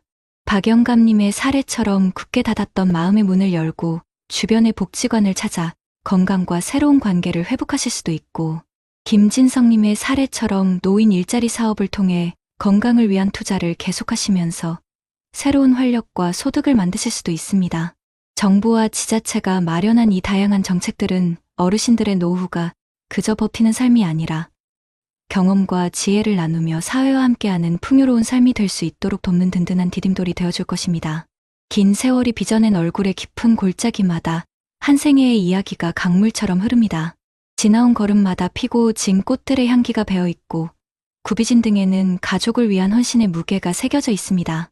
그러니 어찌 황혼이라 부르겠습니까? 당신은 세상에서 가장 눈부신 노을인 것을. 영상에서 우리는 한 달 5만 원이라는 돈 앞에서 너무나도 다른 선택의 기로에 섰던 두 분의 어르신을 만났습니다. 한 분은 세상과 담을 쌓고 굳게 닫았던 마음의 문 뒤에서 외로움과 싸우다 건강마저 잃을 뻔했던 박영감님이셨고, 다른 한 분은 자신을 위한 투자를 아끼지 않고 새로운 도전을 통해 삶의 활력을 되찾은 문화유산 해설사 김진성님이셨습니다. 어쩌면 많은 어머님, 아버님들께서 박영감님의 모습에서 나의 오늘을, 김진성님의 모습에서 내가 꿈꾸던 내일을 보셨을지도 모르겠습니다. 괜찮다고, 이만하면 됐다고 스스로를 다독이며 아픈 허리를 홀로 주무르시던 밤이 자식들에게 짐이 될까 아껴야 한다는 생각에 좋아하는 것 하나 마음 편히 하지 못했던 날들이 주마등처럼 스쳐 지나가셨을지도 모릅니다. 하지만 오늘 저희는 감히 말씀드리고 싶습니다. 이제는 더 이상 혼자 아파하지 마십시오. 더는 세상의 뒤편으로 스스로를 밀어내지 마십시오. 어머님, 아버님, 당신이 살아오신 그 빛나는 세월은 결코 버티는 삶이 아니었습니다. 흙먼지 날리던 가난의 시대를 온몸으로 견디며 지금의 이 풍요로운 대한민국을 만드셨고, 모진 풍파 속에서도 꿋꿋하게 자식들을 키워내며 따뜻한 가정을 일구어내셨습니다. 당신의 굽은 등과 깊어진 주름은 그 숭고한 역사를 증명하는 자랑스러운 훈장입니다. 이제는 우리 사회가, 그리고 저희와 같은 후배 세대들이 그 헌신에 보답할 차례입니다. 정부와 지자체가 마련한 노인 맞춤 돌봄 서비스와 노인 일자리 사업은 단순히 시혜를 베푸는 복지가 아닙니다. 그것은 이 나라의 영웅이신 당신들께 마땅히 돌려드려야 할 존경과 감사의 표현이며, 당신의 남은 인생이 그저 소멸하는 시간이 아니라 지혜와 경륜을 나누며 더욱 찬란하게 빛날 수 있도록 돕는 든든한 동반자입니다. 그러니 부디 용기를 내어주십시오. 박영감님께서 마침내 경로당의 문을 여셨던 것처럼 아주 작은 한 걸음만 세상 밖으로 내디뎌 주십시오. 그곳에는 당신의 아픔에 귀 기울여줄 따뜻한 이웃이 있고, 당신의 경험을 소중한 자산으로 여겨주는 새로운 일터가 있으며, 당신의 웃음을 되찾아줄 즐거운 배움과 활기찬 프로그램들이 기다리고 있습니다. 한 달 5만 원 앞에서 건강을 포기하는 대신 그 돈으로 새로운 친구들과 함께 웃으며 따뜻한 밥 한 끼를 나누고, 새로운 일을 통해 얻은 수입으로 손주에게 용돈 한 번 더 쥐어주는 기쁨을 누리셨으면 좋겠습니다. 집안에 홀로 앉아 지나간 세월을 곱씹는 대신 세상 밖으로 나와 당신의 이야기를 들려주며 모두의 스승이 되어주셨으면 좋겠습니다. 어머님, 아버님의 인생 이야기는 아직 끝나지 않았습니다. 이제껏 가족과 사회를 위한 조연으로 살아오셨다면 이제부터는 오롯이 당신 자신을 위한 삶의 주인공이 되실 시간입니다. 당신의 남은 날들이 그 어떤 청춘의 날들보다도 더욱 눈부시고 아름답게 빛나기를 저희가 온 마음을 다해 응원하겠습니다. 선생님, 요즘 병원 가기가 하늘의 별 따기라는데 혹시 길에서 넘어져 다치기라도 하면 어떡하실 건가요? 매달 꼬박꼬박 통장에 들어오는 연금만 믿고 마음 놓고 계신가요? 얼마 전 부산에 사는 69세 박철민 어르신은 배우자가 갑자기 쓰러져 병원비로만 700만 원을 썼습니다. 몇 달치 연금이 눈 깜짝할 사이에 사라진 거죠. 이런 일이 나에게는 절대 없을 거라고 정말 장담하실 수 있으신가요? 이미 현명하신 분들은 조용히 준비하고 있습니다. 자식에게 아쉬운 소리 하지 않고 내 마지막 자존심을 지켜줄 이것을 말입니다. 오늘 영상을 놓치신다면 갑작스러운 위기 앞에서 평생 낸 연금마저 속수무책으로 흔들릴 수 있습니다. 당신의 노후를 지킬 최소한의 현금, 그 진짜 이유를 지금 바로 알려드리겠습니다. 여러분은 단 한 장의 종이가 평생을 지켜온 성벽을 무너뜨릴 수 있다는 말을 믿으십니까? 여기 평생을 공직에 바치고 이제는 연금이라는 튼튼한 성 안에서 평온한 노후를 보내고 있던 한 남자가 있습니다. 그 남자의 이름은 이정식, 올해 70세. 그에게 연금 통장은 단순한 숫자가 아니었습니다. 젊은 날의 땀과 가족을 향한 책임감과 누구에게도 아쉬운 소리하지 않고 살겠다는 굳은 다짐이 쌓아 올린 인생의 훈장이자 자존심 그 자체였습니다. 아침 햇살이 낡은 거실의 먼지를 금빛으로 물들이는 시간. 정식은 돋보기를 고쳐 쓰고 신중하게 가계부를 정리하고 있었다. 맞은편에 앉아 콩나물 대가리를 다듬던 아내 박순자 여사가 툭 말을 던졌다. 영감, 그거 뭐 그리 애지중지 들여다봐요? 나라에서 주는 돈, 날짜 되면 알아서 들어올 텐데. 순자의 말에는 애정이 섞인 타박이 담겨 있었다. 정식은 헛기침 한 번으로 대답을 대신했다. 알아서 들어오니까 더 귀한 게지. 이놈 덕에 우리가 자식놈들한테 손 안 벌리고 사는 거야. 이게 우리 노후의 성벽이라고, 성벽. 그는 매달 1일 아침이면 은행 앱을 켜서 연금이 입금된 것을 확인하고 나서야 비로소 하루를 시작했다. 그에게 그것은 성스러운 의식과도 같았다. 성벽은 무슨... 어제 시장 갔더니 순덕이네 남편, 글쎄 보이스피싱에 홀라당 넘어가서 3천만 원을 날렸다지 뭐예요. 평생 모은 돈이 하루아침에 날아갔다고 얼마나 우는지. 그 집도 연금만 보고 사는 집인데 어쩐데. 순자는 콩나물 한 움큼을 집어들며 한숨을 쉬었다. 정식의 미간이 살짝 찌푸려졌다. 쯧쯧. 그러게 정신을 바짝 차렸어야지. 나는 절대 그런 거에 안 당해. 그의 목소리에는 일말의 불안감도 없이 단단한 자신감이 배어 있었다. 순자는 그런 남편이 고맙기도 한편으로는 답답하기도 했다. 인생이 어디 계획대로만, 자신하는 대로만 흘러가던가. 그녀는 말없이 콩나물만 다듬었다. 그들의 소박하고 평온한 일상은 그렇게 삐걱임 없이 굴러가는 듯했다. 그날 오후 전화벨이 울리기 전까지는 말이다. 전화기 너머로 들려온 것은 절친한 친구 영희의 딸이 울먹이는 목소리였다. 아주머니, 저희 엄마가 화장실에서 넘어지셨어요. 그 한마디에 순자의 심장이 쿵 하고 내려앉았다. 정식과 함께 허둥지둥 달려간 병원 응급실. 하얀 시트 위에서 신음하는 영희 모습은 며칠 전까지만 해도 함께 웃고 떠들던 그 사람이 아니었다. 진단명은 고관절 골절.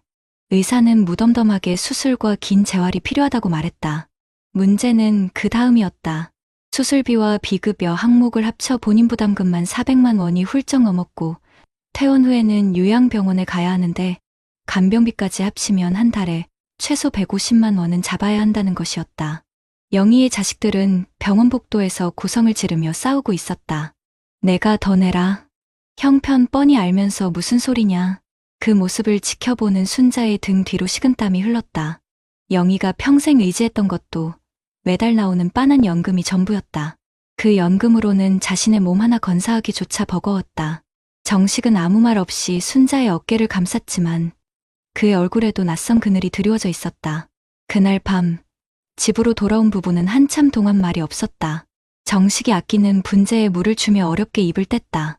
영희 씨는 괜찮을 거야. 자식들도 있는데 어떻게든 되겠지.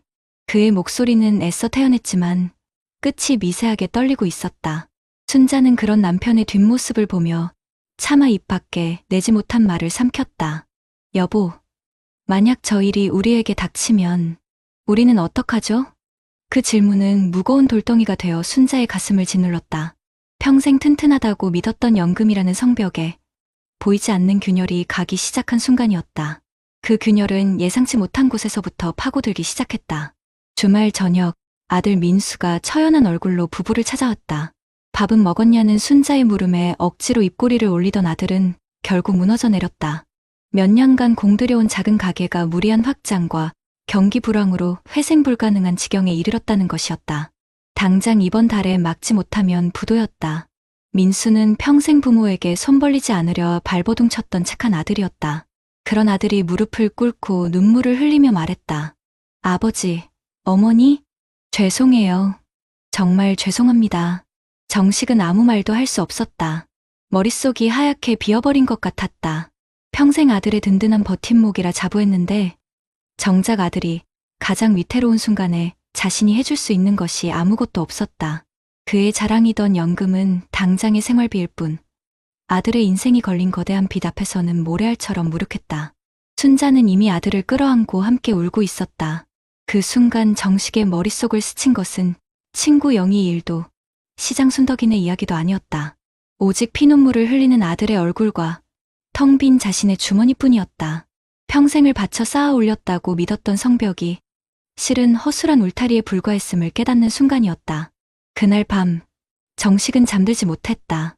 거실을 서성이던 그는 낡은 장롱을 열었다. 깊숙한 곳 안에 순자가 꽁꽁 숨겨두었을 낡은 나무 상자가 눈에 들어왔다.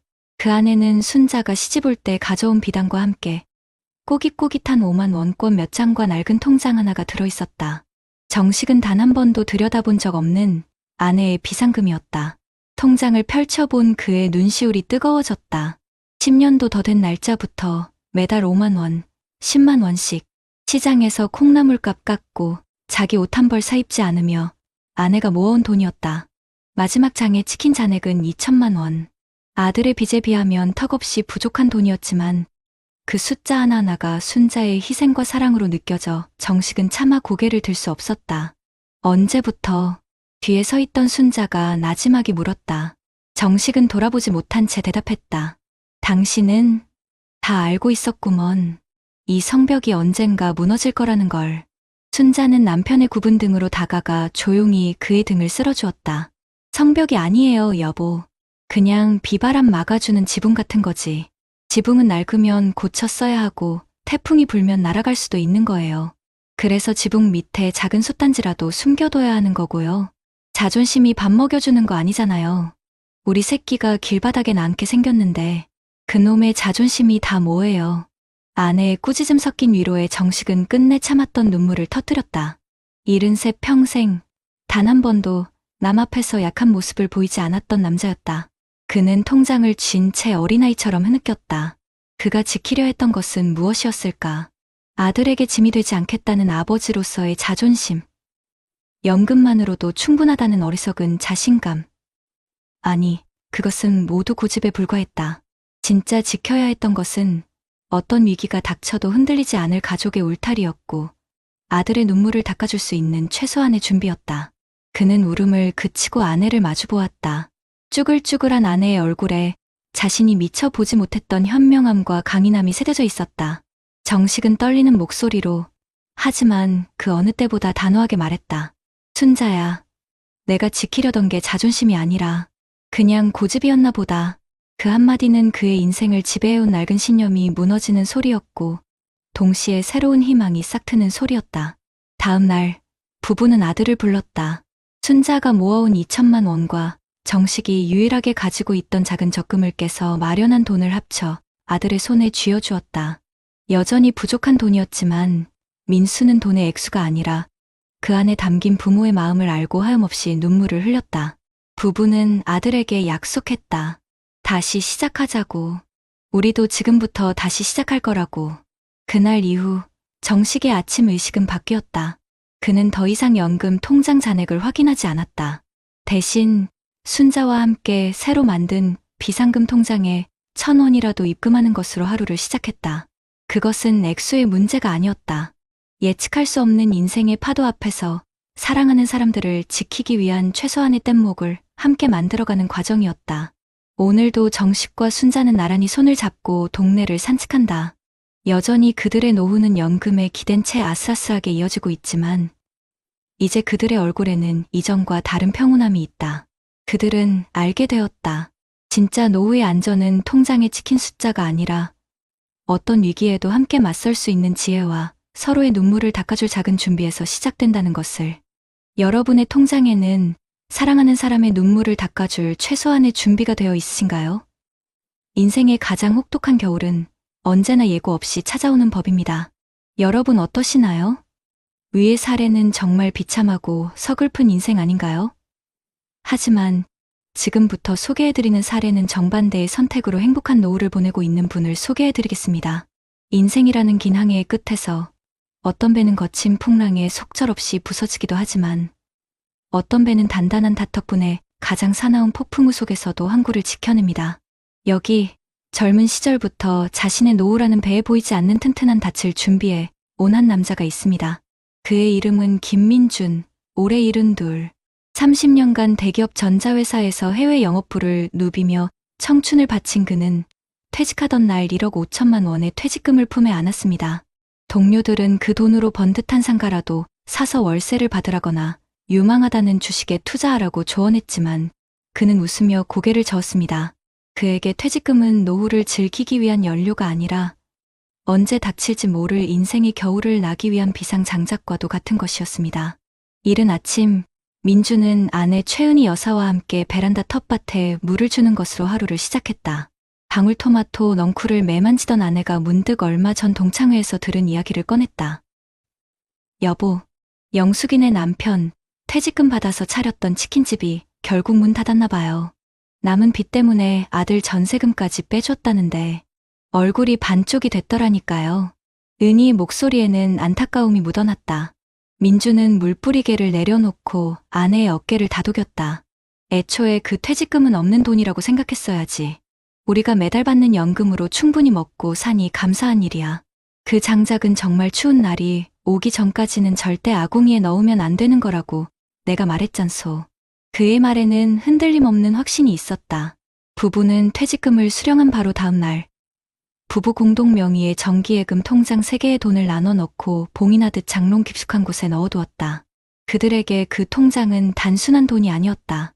예측 불가능한 미래 앞에서 자식에게 손 벌리지 않고 서로의 존엄을 지켜주겠다는 침묵의 약속이었다.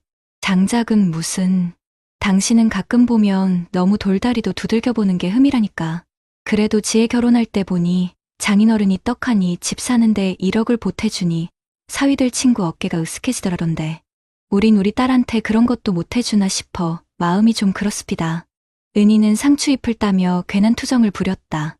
민주는 그런 아내의 마음을 모르는 바가 아니었다. 그 돈은 그런데 쓰라고 있는 돈이 아니야. 그건 우리 지혜가 혹시라도 넘어졌을 때 다시 일어설 수 있게 잡아주는 손이 되어야지. 남들 보기에 좋은 비단옷 사주는 돈이 아니라고. 그는 단호했지만 목소리에는 딸을 향한 깊은 사랑이 배어 있었다. 그들의 노후는 화려하진 않았지만 견고한 계획 위에서 안정적으로 흘러가고 있었다. 그들의 단단한 닻이 시험대에 오를 그날이 오기 전까지는 말이다. 그날은 유난히 하늘이 맑은 가을 주말이었다. 파티시에로 일하는 외동딸 지혜가 상기된 얼굴로 부부를 찾아왔다. 10년간 스승으로 모시던 제과 명장이 건강상의 이유로 은퇴하면서 평생이 꿈이던 자신의 가게를 지혜에게 넘겨주겠다는 파격적인 제안을 했다는 것이었다. 목 좋은 상권에 단골 손님까지 확보된 2번 다시 없을 기회였다. 문제는 권리금과 보증금을 합쳐 당장 3개월 안에 8천만 원이라는 거금이 필요하다는 점이었다. 아빠, 엄마 저 정말 이 기회 놓치고 싶지 않아요.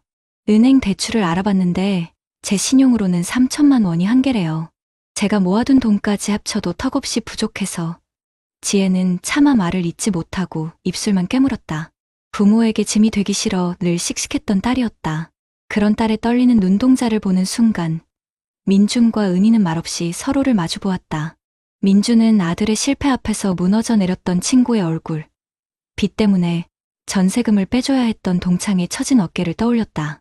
만약 자신에게 아무런 준비가 되어 있지 않았다면 지금 이 순간 딸의 꿈을 눈앞에서 부서지는 걸 지켜봐야만 했을 것이다. 그는 평생 느껴보지 못한 깊은 안도감과 함께 오랜 시간 묵묵히 지켜온 자신의 원칙이 틀리지 않았음을 깨달았다. 그는 떨고 있는 딸의 손을 따뜻하게 잡아주었다.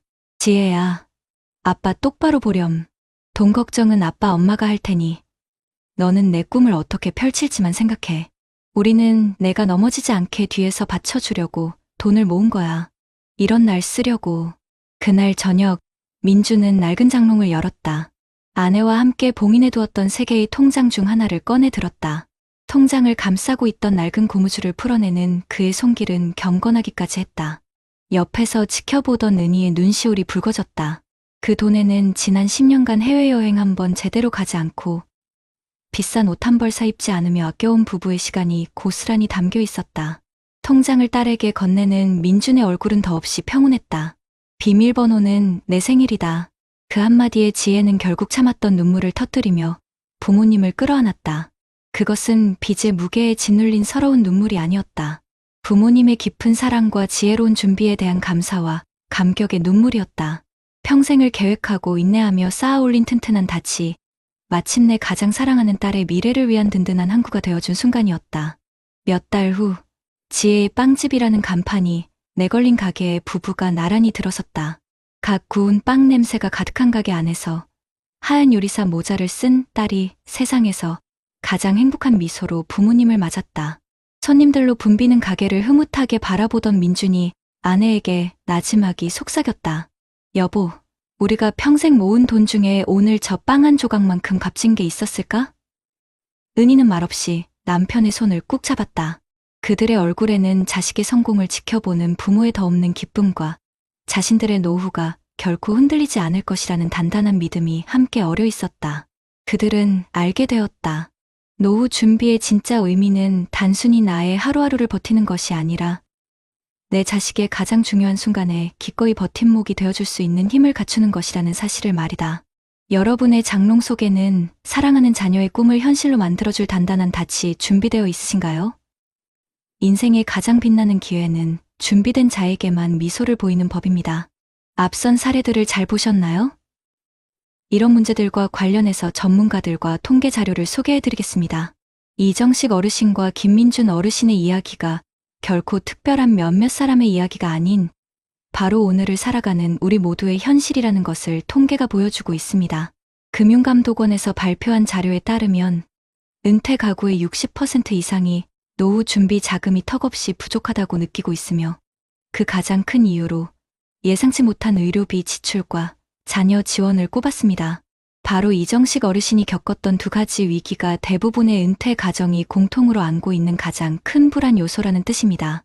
많은 분들이 연금만 있으면 기본적인 의식주는 해결될 거라고 믿으시지만 전문가들은 바로 그 믿음을 가장 위험한 착각이라고 경고합니다. 왜냐하면 매달 들어오는 연금은 흐르는 물과 같아서 생활비로는 쓸 수 있지만 갑자기 둑이 터지듯 닥쳐오는 거대한 위기, 즉 목돈이 필요한 순간에는 아무런 힘을 쓰지 못하기 때문입니다. 통계청 자료를 좀 더 깊이 들여다보면 65세 이상 노년층이 가장 두려워하는 질병 1위는 암도, 치매도 아닌 바로 낙상으로 인한 골절이나 중증질환이었습니다. 국민건강보험이 많은 부분을 보장해준다고 하지만 간병비, 비급여 치료비, 생활비까지 고려하면 실제 본인 부담금은 수천만 원에 이르는 경우가 허다합니다. 특히 월 150만 원에서 300만 원까지 드는 간병비는 연금만으로는 도저히 감당할 수 없는 수준이며 이는 곧바로 가정의 붕괴로 이어질 수 있습니다. 여기에 자녀 리스크는 기름을 붓는 격입니다. 한 노후 설계 전문가는 이렇게 말했습니다. 한국 부모들에게 자식은 가장 든든한 보험인 동시에 가장 예측 불가능한 빚입니다. 실제로 은퇴 후 자녀의 결혼 자금이나 사업자금 지원으로 인해 노후 빈곤층으로 전락하는 사례는 우리가 생각하는 것보다 훨씬 많습니다. 그래서 전문가들은 이구동성으로 강조합니다. 노후의 품격은 매달 들어오는 연금 액수가 아니라 어떤 풍랑에도 가라앉지 않게 배의 중심을 잡아주는 현금 닫이 크기에 달려있다고 말입니다. 그들은 최소 1년치 생활비 혹은 갑작스러운 수술이나 간병에 대비할 수 있는 최소 3천만 원 정도의 비상자금은 연금과 별개로 반드시 마련해두어야 한다고 조언합니다. 이것은 사치가 아니라 내 자존심과 우리 가족의 미래를 지키기 위한 최소한의 안전장치인 셈입니다. 지금 당장 많은 돈을 모으기 어려우시다면 매달 받는 연금의 단 5%라도 10,000원이라도 따로 떼어 비상금 통장을 만드는 습관부터 시작하셔야 합니다. 그것이 바로 김민준 어르신처럼 위기의 순간에 가족의 버팀목이 되어주고 내 노후의 존엄을 스스로 지켜낼 수 있는 가장 현실적인 첫걸음이기 때문입니다. 그렇다면 앞선 사례들을 해결할 수 있는 방법은 무엇이 있을까요? 물론 있습니다. 나라에서 우리 어르신들을 위해 여러 가지 안전망을 만들어 놨거든요. 우리가 몰라서 못 쓰는 거지 알기만 하면 큰 도움을 받을 수 있는 정책들이 정말 많습니다. 우선 가장 걱정되는 게 갑자기 아플 때 들어가는 병원비잖아요. 영상에서 본 것처럼 갑자기 넘어져서 큰 수술을 받거나 배우자가 쓰러져서 목돈이 들어갈 때 정말 눈앞이 캄캄하죠. 이럴 때 꼭 기억하셔야 할 제도가 바로 재난적 의료비 지원 사업입니다. 이게 뭐냐면 내가 버는 돈에 비해서 병원비가 너무 많이 나왔을 때 나라에서 병원비를 보태주는 건데요. 건강보험 적용이 안 되는 비싼 비급여 항목까지 포함해서 1년에 최대 5천만 원까지 지원해줍니다. 예를 들어서 혼자 사시는 분이 한 달에 버는 돈이 약 239만 원이 안 되는데 갑자기 아파서 병원비가 내 1년치 소득의 10%를 훌쩍 넘어버렸다. 그러면 신청할 수 있는 겁니다. 갑작스러운 병원비 폭탄을 맞았다면 내가 대상이 되는지 꼭 확인해 보셔야 합니다. 그리고 또 하나, 노인장기요양보험은 이제 선택이 아니라 필수입니다. 고관절이라도 다쳐서 수술하고 나면 간병비만 한 달에 150만 원이 넘는다는 게 남의 일이 아니거든요. 이럴 때 노인장기요양보험에 가입되어 있으면 요양보호사님이 집으로 찾아와 돌봐주시거나 목욕을 도와주시거나 하루 동안 센터에서 돌봐주는 서비스를 아주 저렴한 비용, 본인 부담금 15% 정도만 내고 이용할 수 있어요. 가족들이 온전히 짊어지는 간병 부담을 생각하면 정말 큰 도움이 되는 제도입니다. 전문가들이 항상 하는 말이 다들 일이 터지고 나서야 부랴부랴 알아보신대요. 그러지 마시고 우리 구독자님들은 건강할 때 미리미리 1577에 1000번 국민건강보험공단에 전화해서 재난적 의료비나 장기요양보험 신청 자격이 되는지 한번 물어보는 지혜가 꼭 필요합니다. 자, 그럼 이제 돈 얘기를 해볼까요? 한 달에 받는 연금만으로는 생활이 빠듯한 게 우리 현실이잖아요. 하지만 여기에도 방법이 있습니다. 나라에서 국민연금 말고도 우리 소득을 보충해줄 여러 장치를 마련해놨거든요. 첫 번째가 바로 기초연금입니다. 이건 만 65세가 넘으시고 소득 하위 70%에 해당하면 나라에서 매달 드리는 생활비예요. 2025년 기준으로 혼자 사시면 한 달에 최대 약 34만 원, 부부가 함께 받으시면 약 54만 원까지 받을 수 있습니다. 이건 당연한 권리니까 만 65세가 되셨다면 잊지 말고 꼭 신청하셔야 합니다. 두 번째는 주택연금입니다. 집 한 채가 전 재산인데 당장 쓸 현금이 없을 때 이 주택연금만큼 고마운 게 없어요. 내가 평생 살던 우리 집에서 계속 살면서 그 집을 담보로 매달 나라에서 따박따박 연금을 받는 겁니다. 나라가 보증하니까 연금이 끊길 위험도 없고요. 그리고 건강이 허락한다면 소일거리라도 하는 게 활력도 생기고 좋잖아요. 정부에서 노인 일자리 사업으로 동네 환경미화나 스쿨존 교통안전 지킴이 같은 일자리를 100만 개 넘게 제공하고 있습니다. 한 달에 30시간 정도 일하고 20만 원에서 30만 원이라도 손에 쥐면 얼마나 요긴하게요. 그래서 전문가들이 국민연금, 기초연금, 주택연금 이 세 가지를 묶어서 노후 소득의 3층 석탑이라고 부르는 겁니다. 여기에 일자리 소득까지 더하면 훨씬 든든해지겠죠. 마지막으로 사실 가장 마음 아프고 어려운 문제가 바로 자식 문제죠. 자식이 와서 눈물 흘리면서 사정하면 부모 마음에 어떻게 그걸 외면하겠어요. 하지만 무작정 내 노후 자금을 다 내어주는 게 능사는 아닙니다. 자녀에게 바로 돈을 주기보다는 자녀가 나라의 도움을 받을 수 있게 길을 알려주는 게 더 현명한 방법일 수 있어요. 사업에 실패했다면 신용회복위원회, 취업이 어렵다면 국민취업지원제도 같은 것들을 자녀에게 알려주고 함께 알아보는 게 근본적인 해결책이 될 수 있습니다. 은퇴 전문가들이 하나같이 하는 말이 자식에게 줄 수 있는 최고의 선물은 부모가 경제적으로 독립하는 거래요.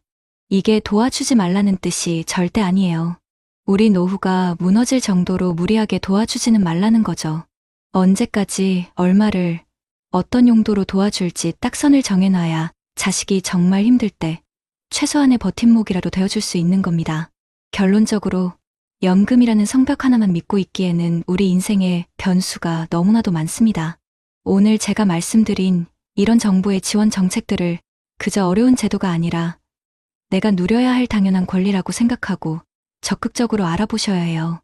그리고 작은 돈이라도 혹시 모를 일을 대비한 비상금을 마련하는 노력을 지금 당장 시작하셔야 합니다. 그것이야말로 어떤 예측 불가능한 파도가 닥쳐와도 나와 내 가족을 지키는 가장 현실적이고 지혜로운 방법이니까요. 저문은 들녘에 홀로 선 나무처럼 한평생 비바람을 온몸으로 맞으셨지요. 굽은 등에는 가족의 무게가 실려 있고 주름진 손에는 땀과 눈물의 세월이 새겨져 있습니다. 이제 그 무거운 짐을 조금 내려놓으셔도 괜찮습니다. 당신이 걸어온 그 길이 얼마나 위대했는지 세상이 그리고 우리가 알아줄 차례입니다. 우리 구독자님들, 오늘 영상에 나온 이야기들이 혹여남이 일처럼만 들리셨나요? 평생을 성실하게 살아왔지만 갑작스러운 병마 앞에 평생 모은 재산을 속절없이 흘려보내야 했던 첫 번째 아버님의 이야기는 우리의 마음을 참 아프게 했습니다. 자식 잘 되기를 바라는 마음에 쌈짓돈까지 모두 내주었지만 결국 차가운 단칸방에서 홀로 겨울을 맞이해야 했던 어머님의 뒷모습은 차마 눈을 뜨고 보기 어려웠습니다. 그분들의 삶이 어찌 처음부터 잘못되었겠습니까? 그저 몰랐을 뿐입니다. 내가 기댈 수 있는 언덕이 어디에 있는지, 내 손을 잡아줄 따뜻한 제도가 어디에 있는지 미처 알지 못했던 것뿐입니다. 하지만 우리는 다른 모습도 보았습니다. 비슷한 위기 속에서도 지혜롭게 나라의 도움을 받아 다시 일어서신 분들의 이야기 말입니다. 갑작스러운 수술비라는 거대한 파도 앞에서 재난적 의료비 지원이라는 튼튼한 돛을 펼쳐 위기를 넘기고 노인장기요양보험이라는 따뜻한 보살핌 속에서 다시 건강을 되찾은 우리 이웃의 이야기는 우리에게 큰 희망을 주었습니다. 빠듯한 연금만으로 막막했던 노후에 기초연금과 주택연금이라는 두 대의 든든한 기둥을 세우고 노인 일자리를 통해 삶의 활력과 용돈까지 얻으며 웃음을 되찾은 그분들의 얼굴에서 우리는 보았습니다. 행복한 노후는 그저 돈이 많다고 해서 자식이 잘 나간다고 해서 저절로 주어지는 것이 아님을 말입니다. 어르신들, 지난 수십 년간 우리 부모님들은 허리띠를 졸라매고 굳은 일 마다치 않으며 오직 자식과 가정을 위해 당신의 모든 것을 바치셨습니다. 새벽별을 보며 일을 나가셨고 달빛을 받으며 고단한 몸을 이끌고 집으로 돌아오셨습니다. 당신의 젊음과 맞바꾼 자식들의 성장, 당신의 눈물과 맞바꾼 가족의 웃음, 그것이 당신 삶의 이유이자 전부였습니다. 이제 그 자식들이 다 커서 품을 떠나고 거울 앞에 선 내 모습에 하얀 서리와 깊은 골짜기만 남았을 때 문득 밀려오는 허무함과 불안감을 어찌 말로 다 할 수 있겠습니까? 하지만 기억해 주십시오. 당신이 평생 이 나라를 위해 흘린 땀방울을, 이 사회를 위해 바친 헌신을 국가와 사회는 결코 잊지 않고 있습니다. 오늘 우리가 함께 알아본 여러 제도들은 시혜나 동정이 아닙니다. 바로 당신께서 평생을 바쳐 이 나라를 지탱해 온 것에 대한 당연한 권리이자 마땅한 보답입니다. 그러니 더 이상 혼자 아파하지 마십시오. 어려운 사정을 부끄러워하며 혼자 끙끙 앓지 마십시오. 문을 두드리십시오. 전화기를 들어 물어보십시오. 내가 받을 수 있는 혜택은 없는지, 내가 누릴 수 있는 권리는 무엇인지 당당하게 찾고 지혜롭게 활용하십시오. 자식에게 물려줄 최고의 유산은 집문서나 통장이 아닐 것입니다. 부모님 당신께서 건강하고 행복하게 누구에게도 기대지 않고 당당하게 살아가는 그 모습이야말로 자식들의 어깨에 놓인 가장 무거운 짐을 덜어주는 최고의 선물이 될 것입니다. 이제는 자식을 위한 삶이 아니라 오롯이 나 자신을 위한 두 번째 인생을 시작할 때입니다. 오늘 우리가 나눈 이야기들이 그 두 번째 인생의 여정에 따스한 햇살이 되고 든든한 동반자가 되어드릴 수 있기를 진심으로 바랍니다. 앞으로도 저희 채널은 어르신들의 눈물을 닦아드리고 웃음을 찾아드리는 길에 늘 함께하겠습니다. 당신의 삶은 그 자체로 이미 충분히 위대하고 아름답습니다.